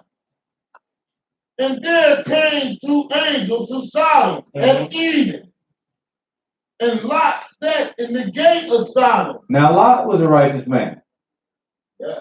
Lot was a righteous man. Hallelujah. Because how can, because see, like I said, you can't perceive Yahweh and his host just with your physical eyes. Your spiritual eyes must be open to understand with the physical eyes who you're dealing with. So when he saw these 2 men coming, he knew that these were hosts of the Most High Yah. He could only know that if he himself was a righteous man. And how could he not be a righteous man after having been living with Father Abraham so many years? Huh? After having dwelled with Father Abraham, how could he have not been righteous? Keep going. Lot, seeing them, rose up to meet them, and he bowed himself with his face toward the ground. Same mannerism as Father Abraham. When he saw him, he rose up. And he repeated the same manner. And he bowed himself to the ground toward the earth. And he said, behold now, my masters, same talk that Abraham greeted the Almighty with. Adonai, my masters, I pray you, come into your servant's house, stay here all day long. All night. No, because evening starts another day. No. He said, come in and stay all day long, didn't he? No. He didn't? No. But I thought he said he saw him at the evening. He did see him in the evening. Well, that's going to start another day, isn't it? No. It's not? He said stay all what? Night. All night, huh? Stay all night. Wash your feet. And you rise up early. Early when? The next day. You get up early and go on your ways. And they said, no, we will abide in the street.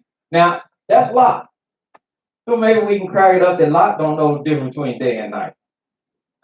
Yeah. But the 2 angels replied to him and said, no, we will remain in the streets all what? Night. All night. All this night. Go ahead.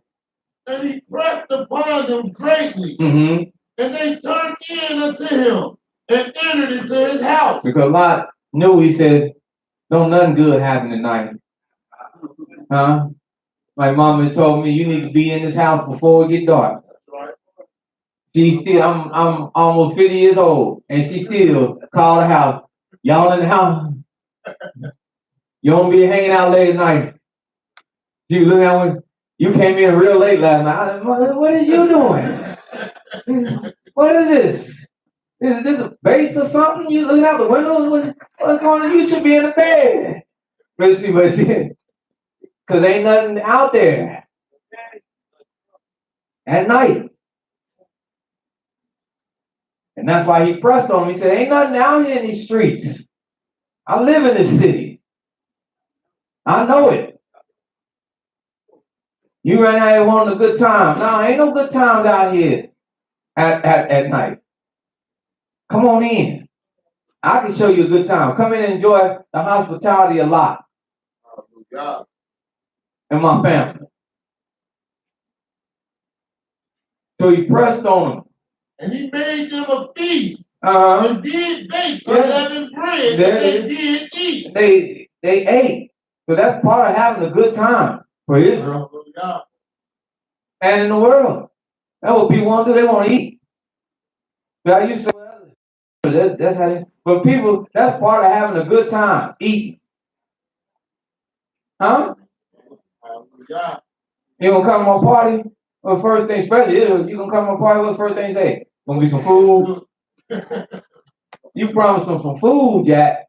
They there. Especially they ain't had to cook it. They are there. Because that's part of having a good time. That's part of hospitality. Mother Rock, y'all blessing.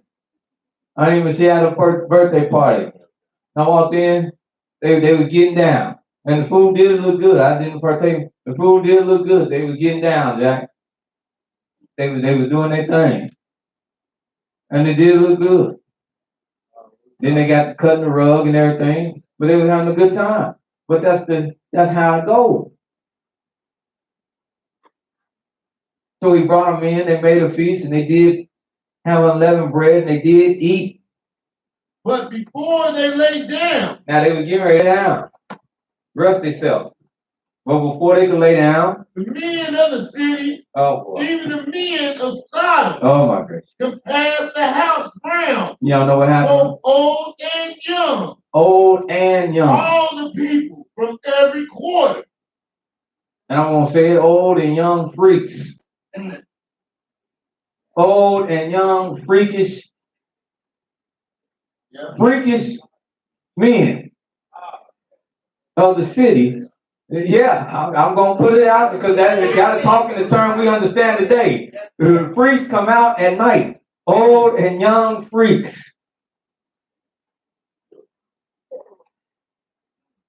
They got together and compassed, surrounded the house. They don't want nobody to escape out the back, out the side, or the front. So they're gonna make sure they got the whole place. That's how many people came. They surrounded the city, both old and young, and people from every quarter. They came out everywhere. And they called unto God and said unto him, where are the men which came into thee this night? Bring them out unto us, that we might know them. And Lot went out the door unto them and shut the door after him. So he walked out and he closed the door behind him. He said, I pray you, brother. I pray you, brothers. Now he wasn't vile with them and insulting with them. Look how he talking to them. Still with dignity. He disagreed with them, of course. But with respect and dignity. He said, brothers, I pray. I pray. That's why I said, it ain't not no insult. I'm talking to a man. I don't care if he built like a woman. I'm going to talk to him and use the word man. Because that's what you are. I'm going to call him a brother because that's what he is. I'm not going to call him a sister because he built like a sister. I'm a brother. Sir. Monsieur. Senor. However you need me to get that out there to you. But that's what he is. He said, brothers, don't do so wickedly. Don't do so wickedly. He said, behold, now I have 2 daughters, which have not known man. Let me, I pray you, let me bring them out unto you. and do to them as it is good in your eyes. It's like I told a brother, I said, believe it or not, there's even a right way to do the wrong thing. It is. It's hard to understand, but for some, but there's a right way even to do the wrong thing, and that's what he's telling them right here. If you have to do something wrong, at least do it with some dignity, some semblance of something that's right about it. Because that's just completely wrong for men to be with men. So if you're going to transgress, at least you can say you transgress in the natural course of things with a woman. But don't be just overboard about all this. That's just gone beyond.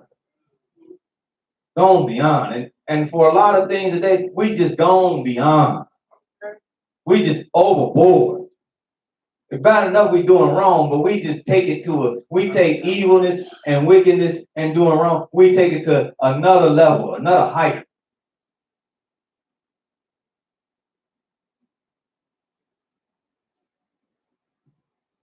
He said, only unto these men don't do nothing, for they therefore came under the shadow of my roof. It's also a lesson in when somebody comes to be with you or say or dwell with you, you are their keeper. You're their keeper. As long as they be in your dwellings, you are their keeper. You're to look after them. Their life is precious to you. Right now, you in this house to defend it. I had to be charged with that, not just to teach. I had to be charged with defend because you're in the Almighty's house, and somebody got to be charged with doing that. He don't do it, but he might do it through men. That's what happened with that one gentleman a few years ago at the Sheikh temple, where the man went in there to shoot it up. And he looked and he found the only weapon that was in the place was a sword. And he grabbed it and he went after him to defend everybody else that was gathered there.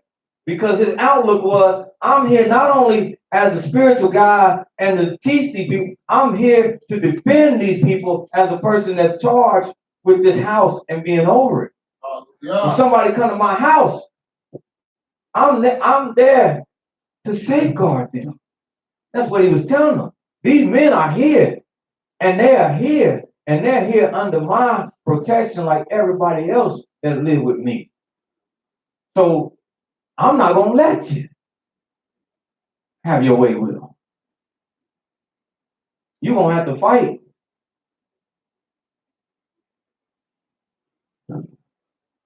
They under the shadow of my roof. And now, if that's what you know, then you got to be ready. Because look at what they responded to him and said. They said, stand back. Whoa. And they said, this one came to sojourn, and he will be a judge. We will now deal worse with you than we will with them. To make the stance in righteousness, you have to be strong, courageous, bold as a lion, and ready for push come to shove. Because you see here, they didn't back down. They said, you think to keep us from doing what we want to do, we gonna be worse with you than we was gonna be with them. Since you want to make a grand stand, that's what they did. Where's Big Bubba at? Where Big Bubba at? Yes, sir. Yes, sir. Yes, sir. That's what they did with the little brother that got all the sports stuff started. They said, you would never play. Although you capable in everything. Since you want to make a grand stand against us, we gonna mark you. We gonna deal with them, but we gonna mark you. You will never be on another team. Throw another ball. put your feet on another piece of soil with this logo on it. We after you. That's evil. Wickedness. And they pressed sore upon the man Lot and came near to break down. So they were pressing him. They started grabbing at him and pushing him back. And they was at the threshold of the door getting ready to break the door down. But the men came on out. They put forth their hand and they pulled Lot into the house unto them. They pulled him in out of the crowd. And they shut the door. And they smote the men that were at the door of the house with blindness. Great. Just couldn't see no more now. Now they grabbing, but they grabbing each other. Like they've been doing all along. That's the best thing for them, because that's who they've been grabbing all along, each other. So it shouldn't have been no thing for them. Oh, this you. Yeah, this you?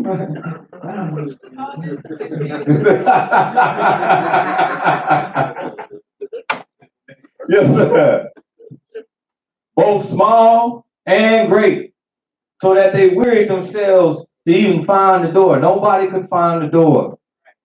And the men said unto Lot, have you here any besides who's in the house? Do you have son-in-laws and sons and daughters? And whatsoever thou have in the city, bring them out of this place.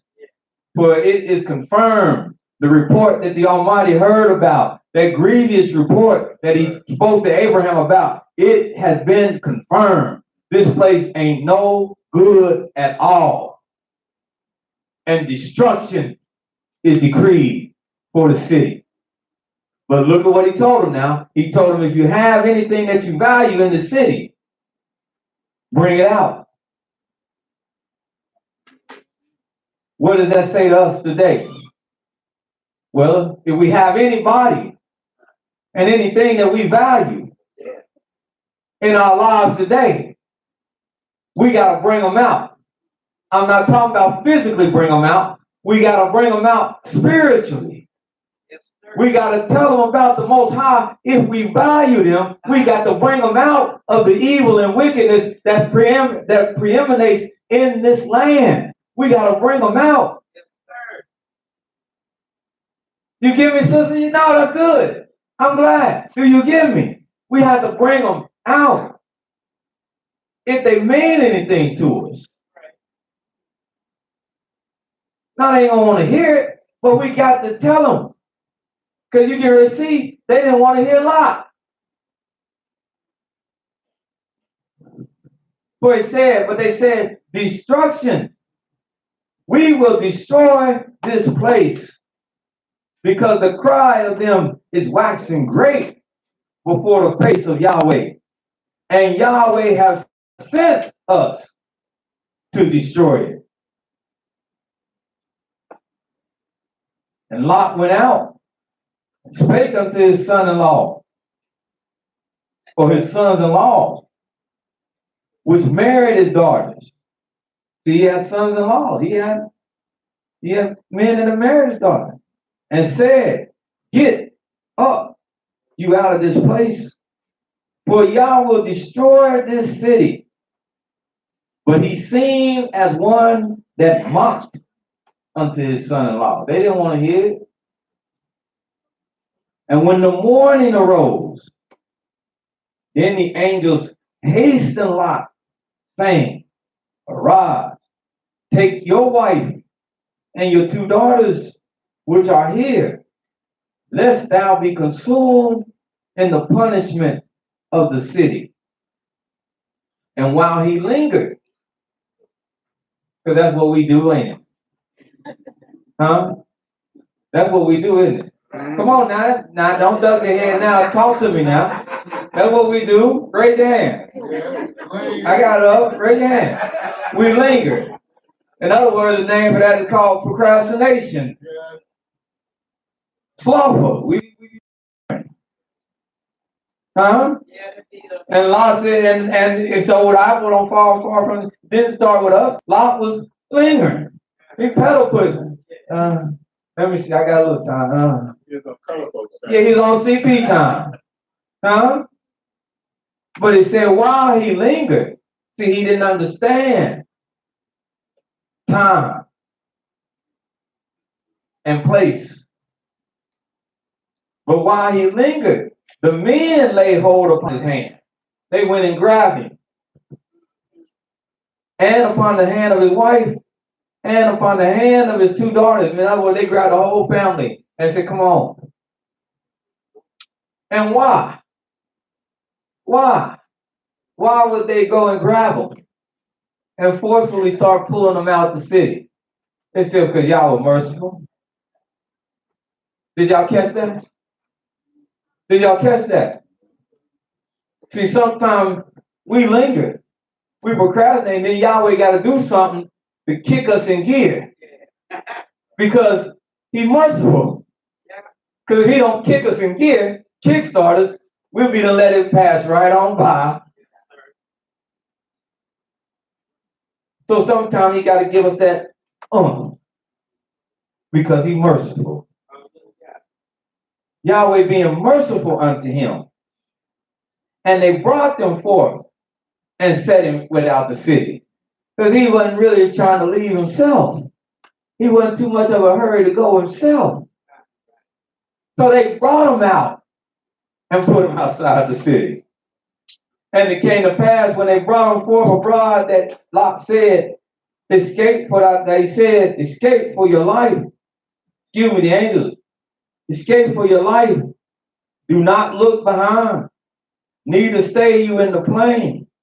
Go to the mountain, lest you be consumed. And Lot said unto them, please, don't, my master.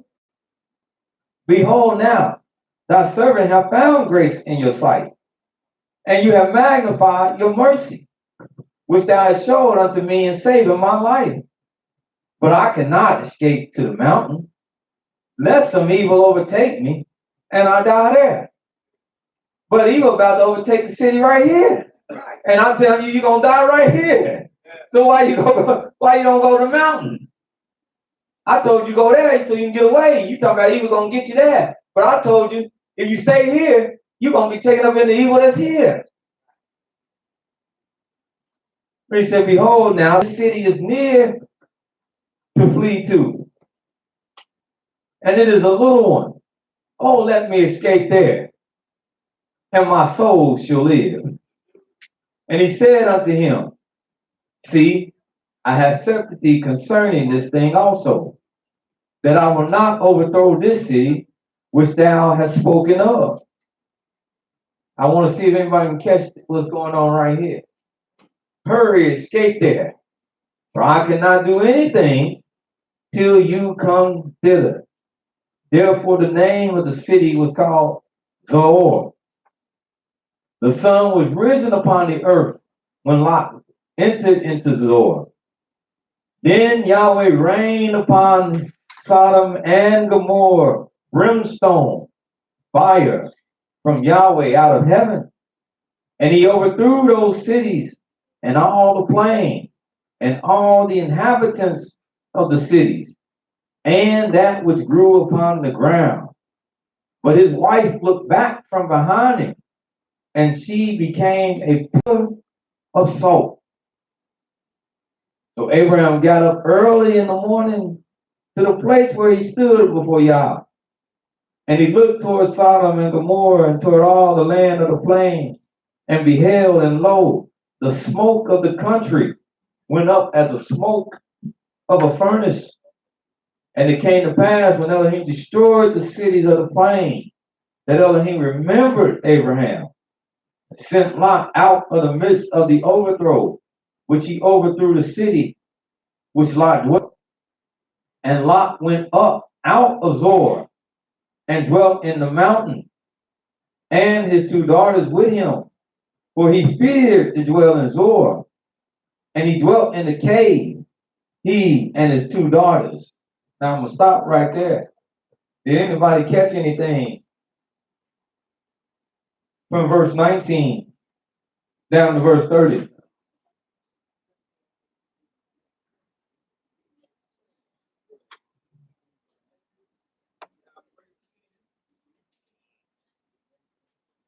Somebody said it earlier.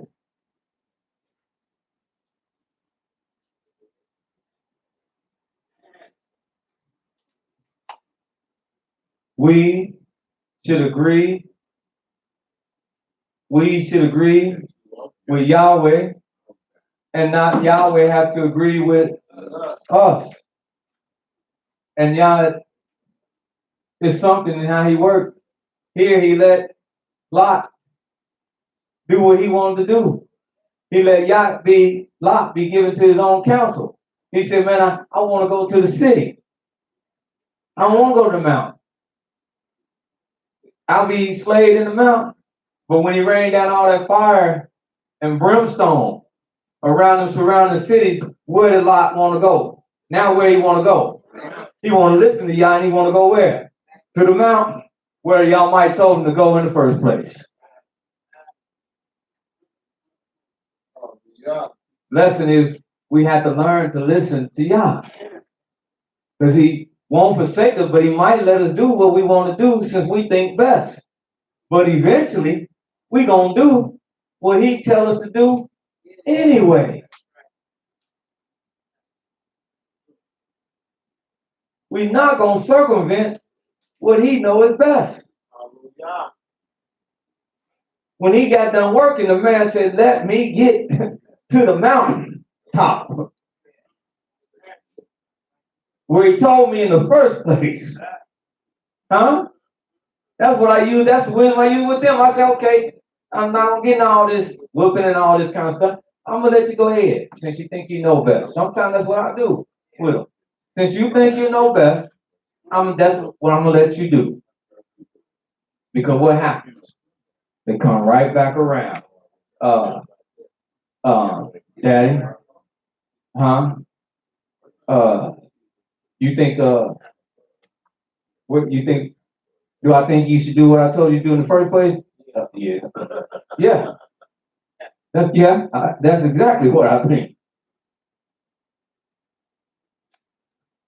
Because that's what happened.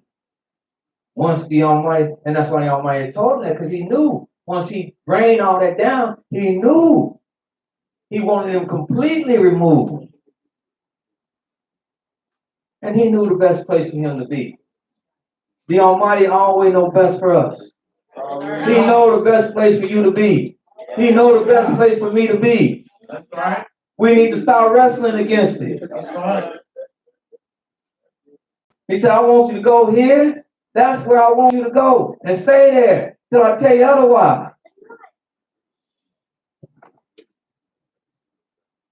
Sir. Yes, sir. Verse 26, when it says, but if I look back, what's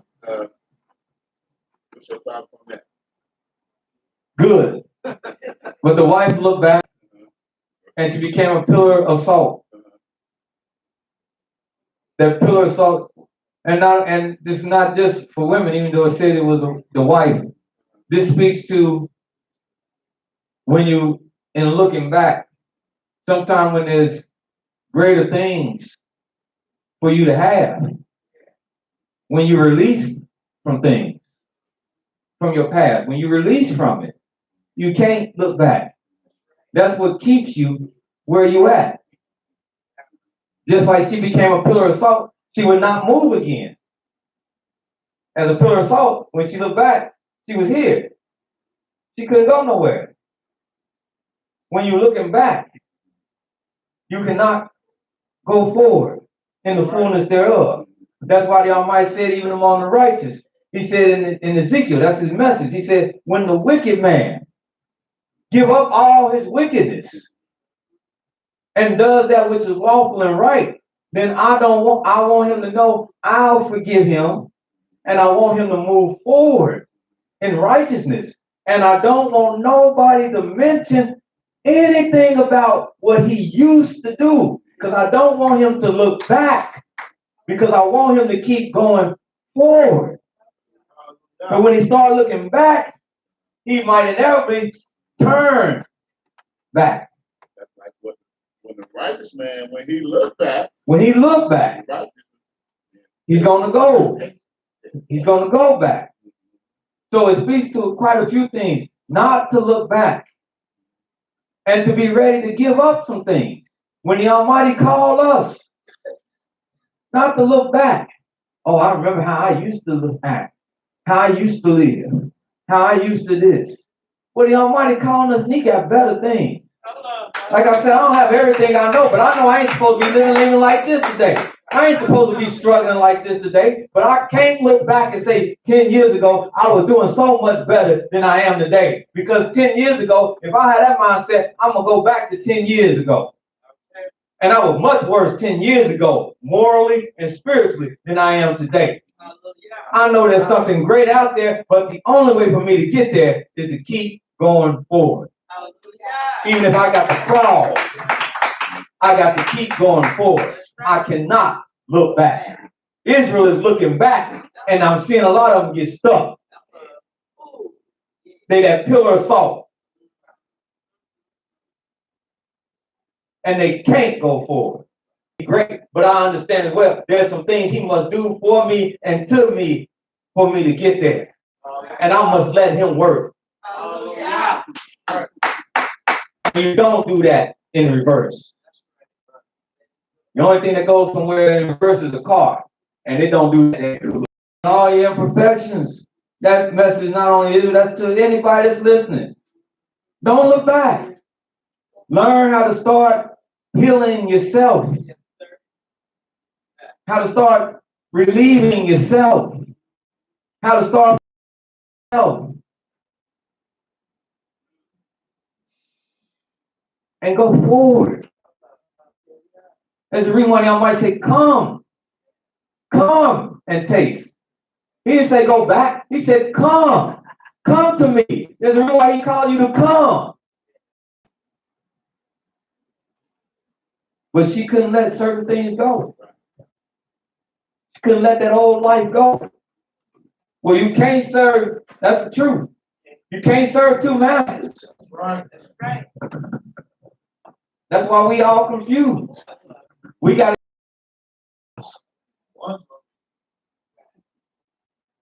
one of them we got to check in. And that don't mean my life is filled with fun. Hallelujah. I still enjoy. I enjoy it now more than I have ever. Say that more. Say that. Ain't that it? Hallelujah. But I don't need no wacky weed. Super spirits. 10 years. And we on the trailer. I'm feeling real good right now. And you wasn't feeling nothing. You know what you was feeling. Praising y'all, and I'm running around blessing y'all and magnifying y'all. I'm feeling real good on what they call real natural high. Hallelujah. Don't have to go search for no man on the corner. Yeah. Can you see it on me?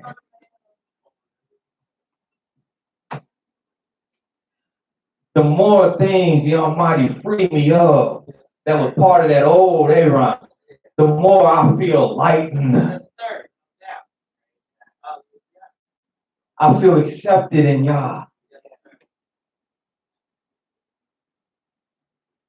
So as he chips away, I say, go on. As he chips, and he be sometimes he don't even chip. Sometimes he come through there and he just hammers. But it's a process. And as they say, trust the process.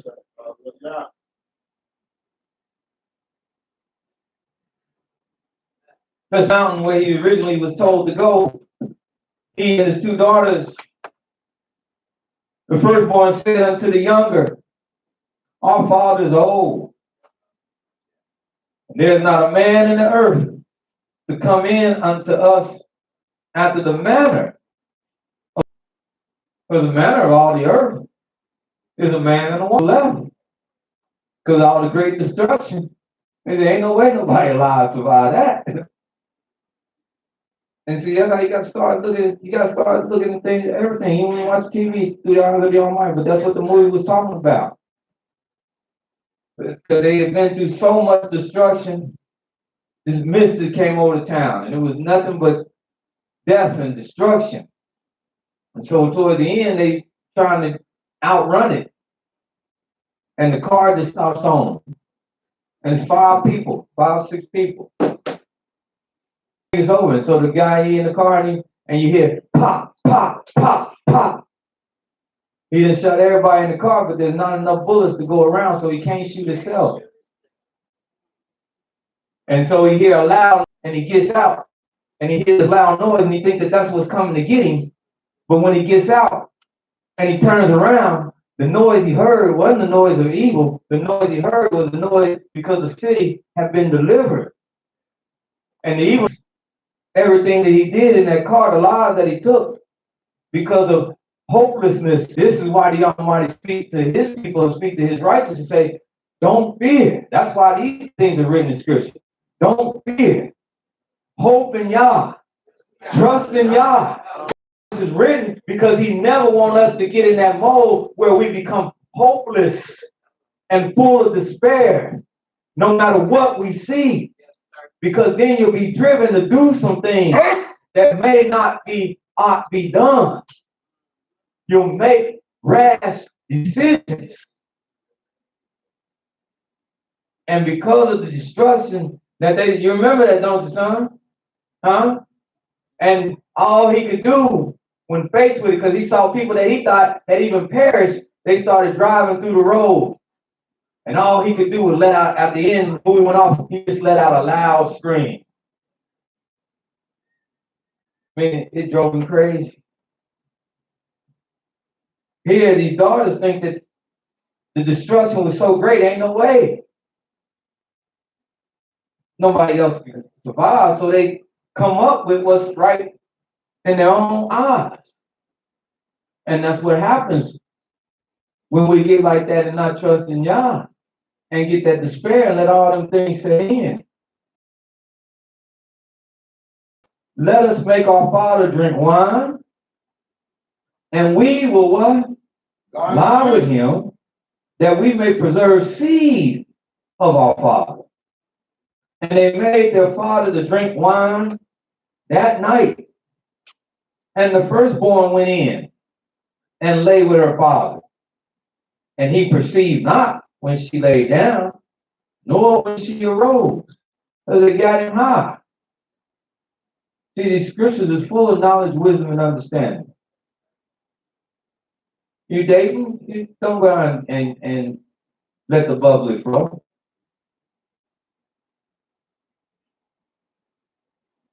Or get the wacky weed out.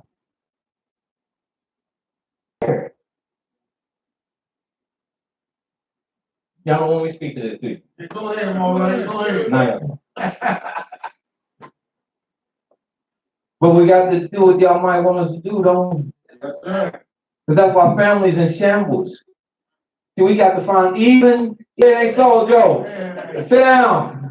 Take a break. That's what the hands are now. We ain't. You have to find out your compatibility. Yes, we are, but you still have to find out your compatibility. Is she right for you? Is he right for you?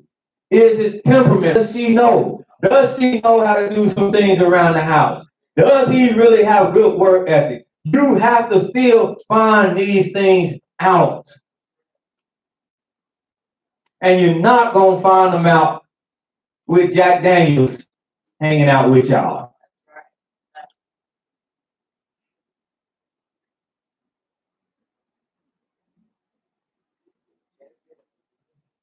And clear, and you speak from the heart, and you speak the truth one to another. And if she look good, but she ain't sounding like you need her to sound, like I said, ain't nothing wrong with being friends. Establish a good friendship. You can have female friends. You can have male friends. That's what the young folks talk like today. I put him in this compartment. You do what? Yeah, I put him over here. He's a friend. Now, this is something other than a friend. But they talk like that. Because that's how it is. But it don't mean you compatible. And well, she here, he here, we together. Then when you get together, you're rubbing each other all the kind of the wrong way.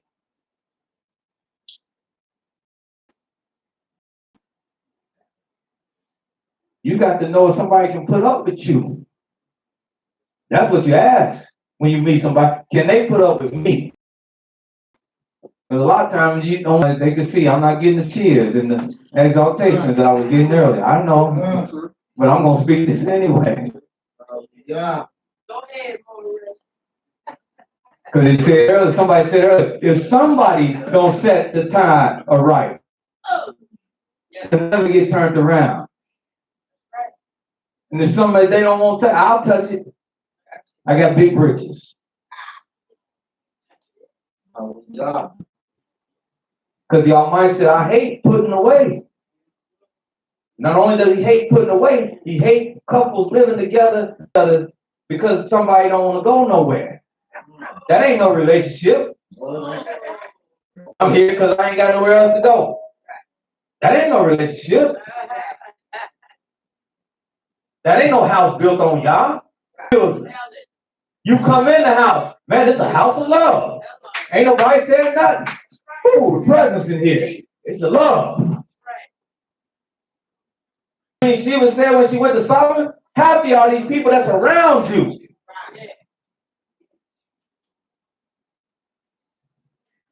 Out the kitchen at you. You don't want to be there. You walk around evil eye, winking at you and looking at him like with a mean mug winking at you. Nah, you don't want to be there. So wrong.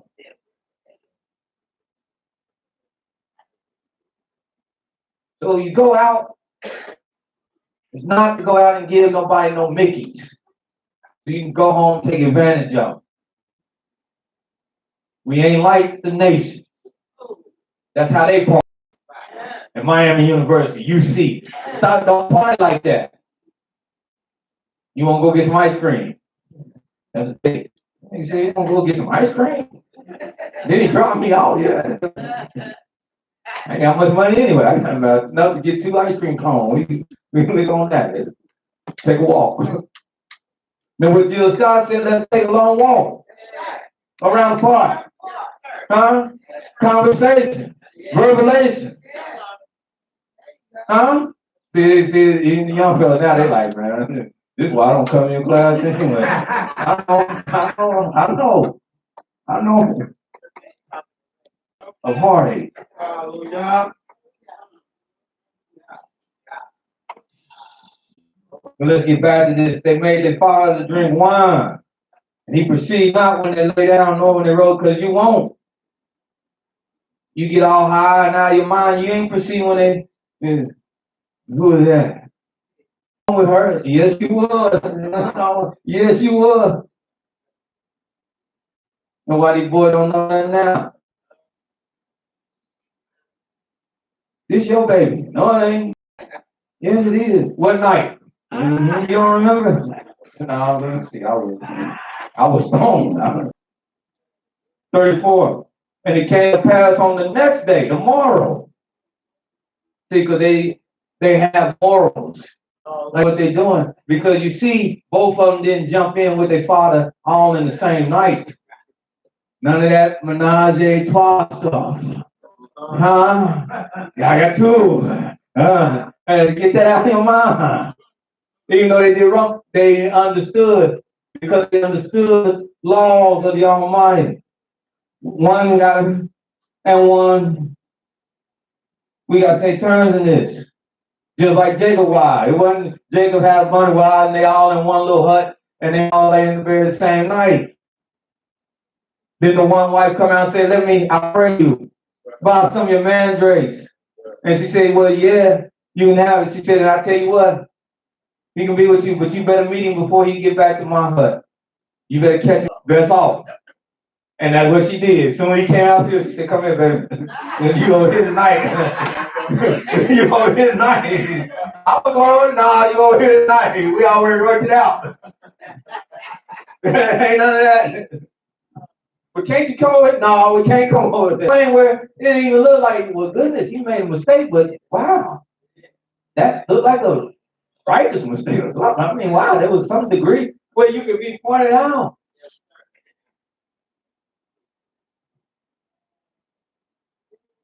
Verse 34, and it came to pass on the next day, tomorrow, that the firstborn said unto the younger, behold, I lay with father yesternight, or last night. Let us make him drink wine this night also. And she said, no, she said, not today.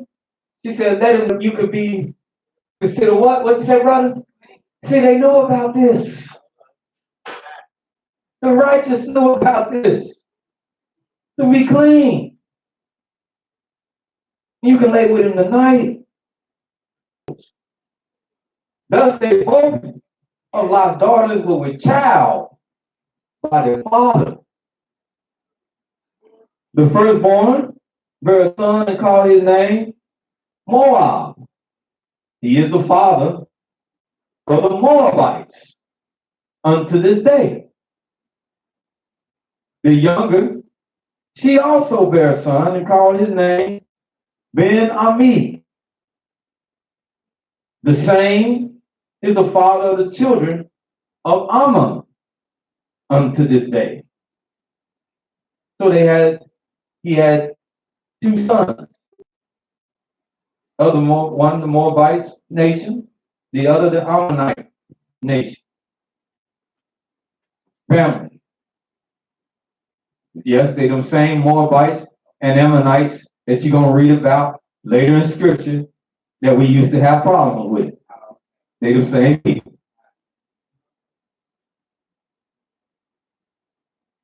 It's all really a family affair, just like Edom. It's in the family.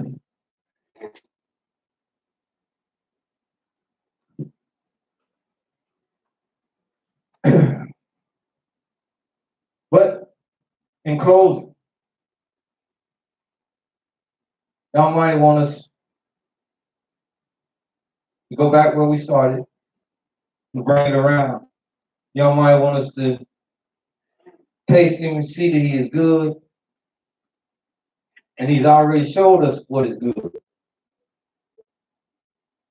Final thing I want us to look at that we may know what's good is Micah, the 6th chapter, 8th verse.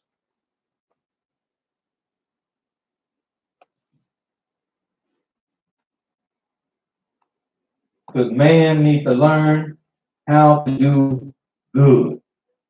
When I say man, I'm talking to all men. Even if you can't physically come in this class and you're listening and you're looking, you're of another nation. We need to learn how to do good.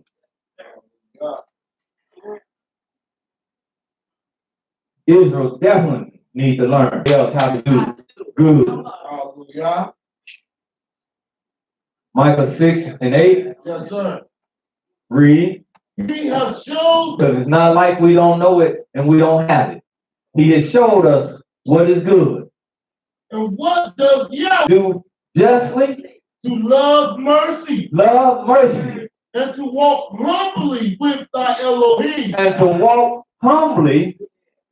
That's what all this Father Abraham. That's what he showed us. He showed us that. He showed us justice. He showed us mercy. And all that we read today, he has showed us that. So we have no excuse to say, well, we don't know what it looked like. We know it. We know what it looked like. We know this is what he requires of us. He don't require of us sacrifices. If you read this, somebody paid the price for us. He requires of us, again, to do justly, love mercy, and walk humbly with our Elohim. For Yahweh those who reverence his name.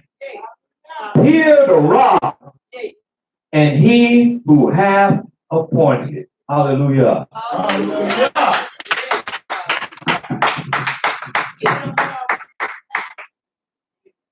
Comments, questions? Yes, ma'am. I know we didn't. I know we didn't. I know we didn't. We're doing something. Y'all might need to kick off the Hallelujah. hold them. I know some that have one every week, didn't get a chance to go, but we're gonna come back with them. We're gonna come back with them. Any other comment or question from anyone? Please hold. Bring them back. Bring them back with you. Good. Let's testify. Well, let's go and break them out there and say it. Do something, Hoss. Come on. Come on, y'all break them out. Come on. I'm ready. Y'all better break. A voice better ring out.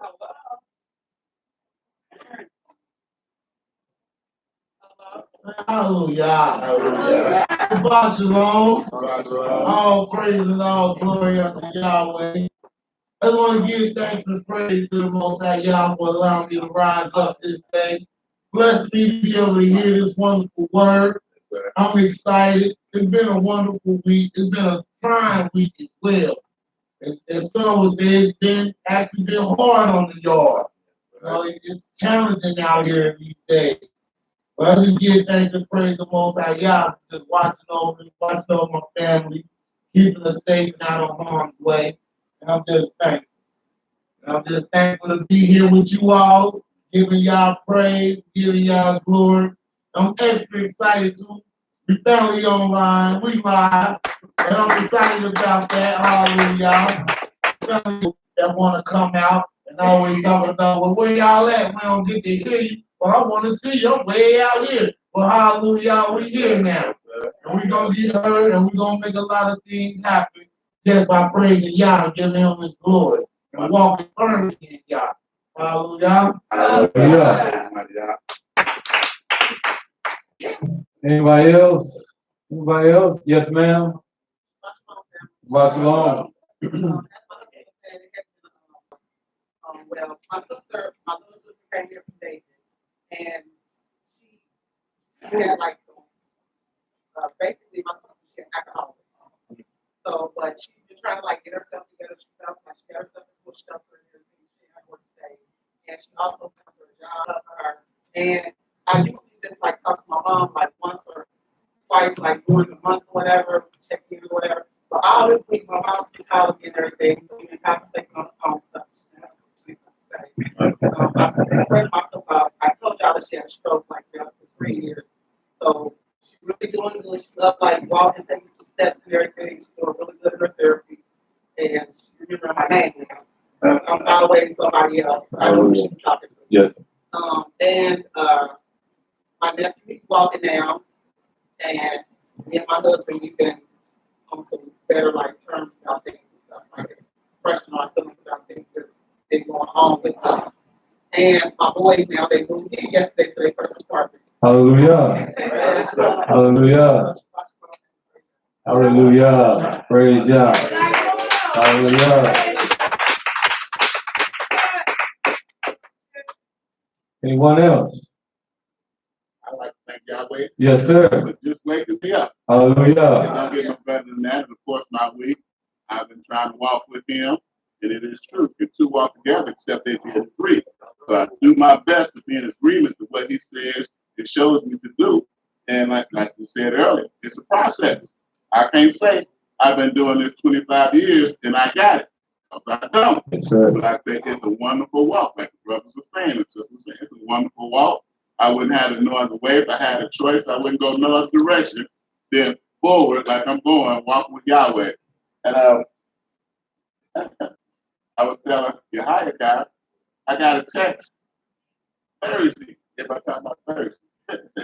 My text said Thursday, no moon. I like, wait a minute, you know. But I remember that my last testimony, I said, well, next time it's a new moon, I'm gonna make it. And even though I knew it wasn't new moon, I was afraid not to come. I never know what kind of test Yahweh will have you going through. Yes, sir. Next new moon. Yes, But sir. like I said, well, I'm gonna go out there. I came out here. I called Aaron. I told call you high. I knew what I was doing. Yes, sir. So now next time when new moon comes, the test is still on. Yes, sir. Yes, sir. I'll see y'all next new moon. He does such a good job. He does a better job than I can do. Yes, sir. You know, y'all gonna meet my kids on another ship again. You know, I couldn't go with them, but I pray for them every day that they gone. You know, I ask Yahweh to watch over. Like I said, he has been good to me. And I like to thank him by saying hallelujah. Hallelujah.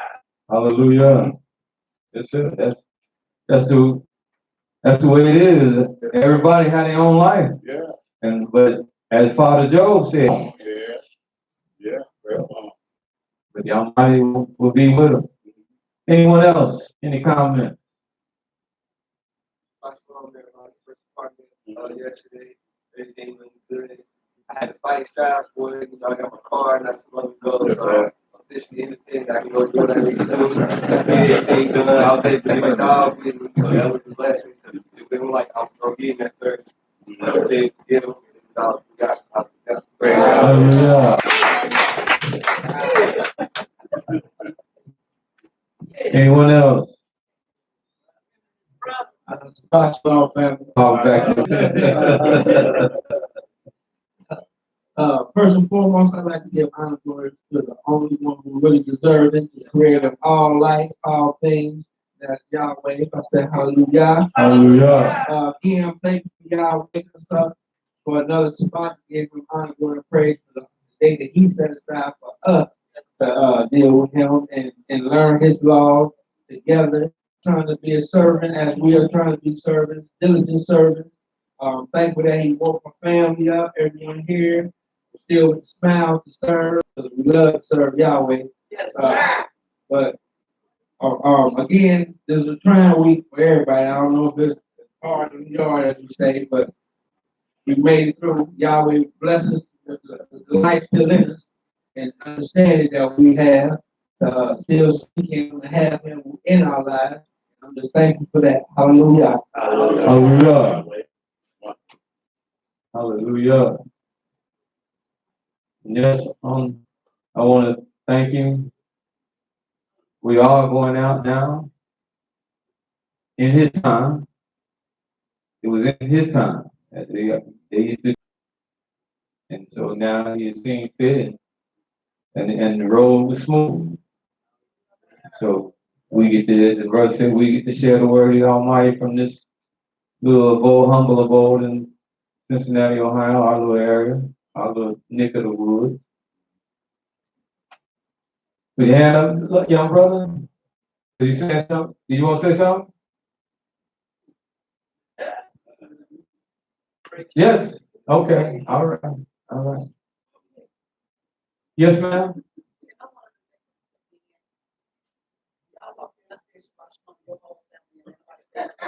Oh my goodness. Oh my goodness. They gonna work on that. They gonna work on it. They gonna work on it.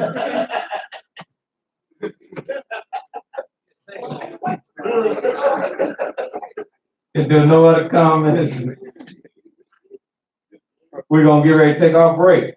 Oh, I'm sorry. Yes, sir, Elder. Yes, sir, I'm sorry. I really do appreciate us going online. Mm-hmm. I thank brothers who got us online. Yes.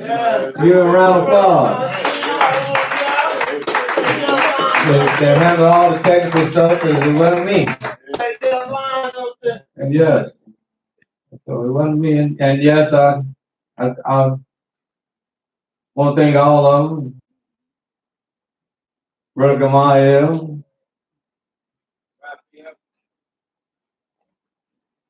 Well, Shalom, now that everything is running real good, we're gonna put it all up there and everything.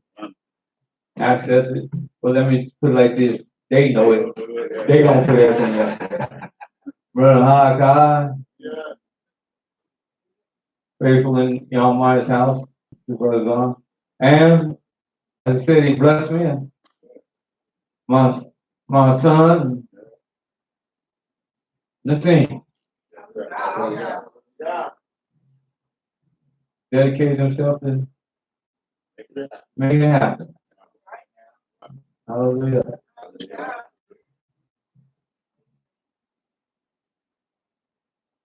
No other comments, as I said, we are going to get ready to stand,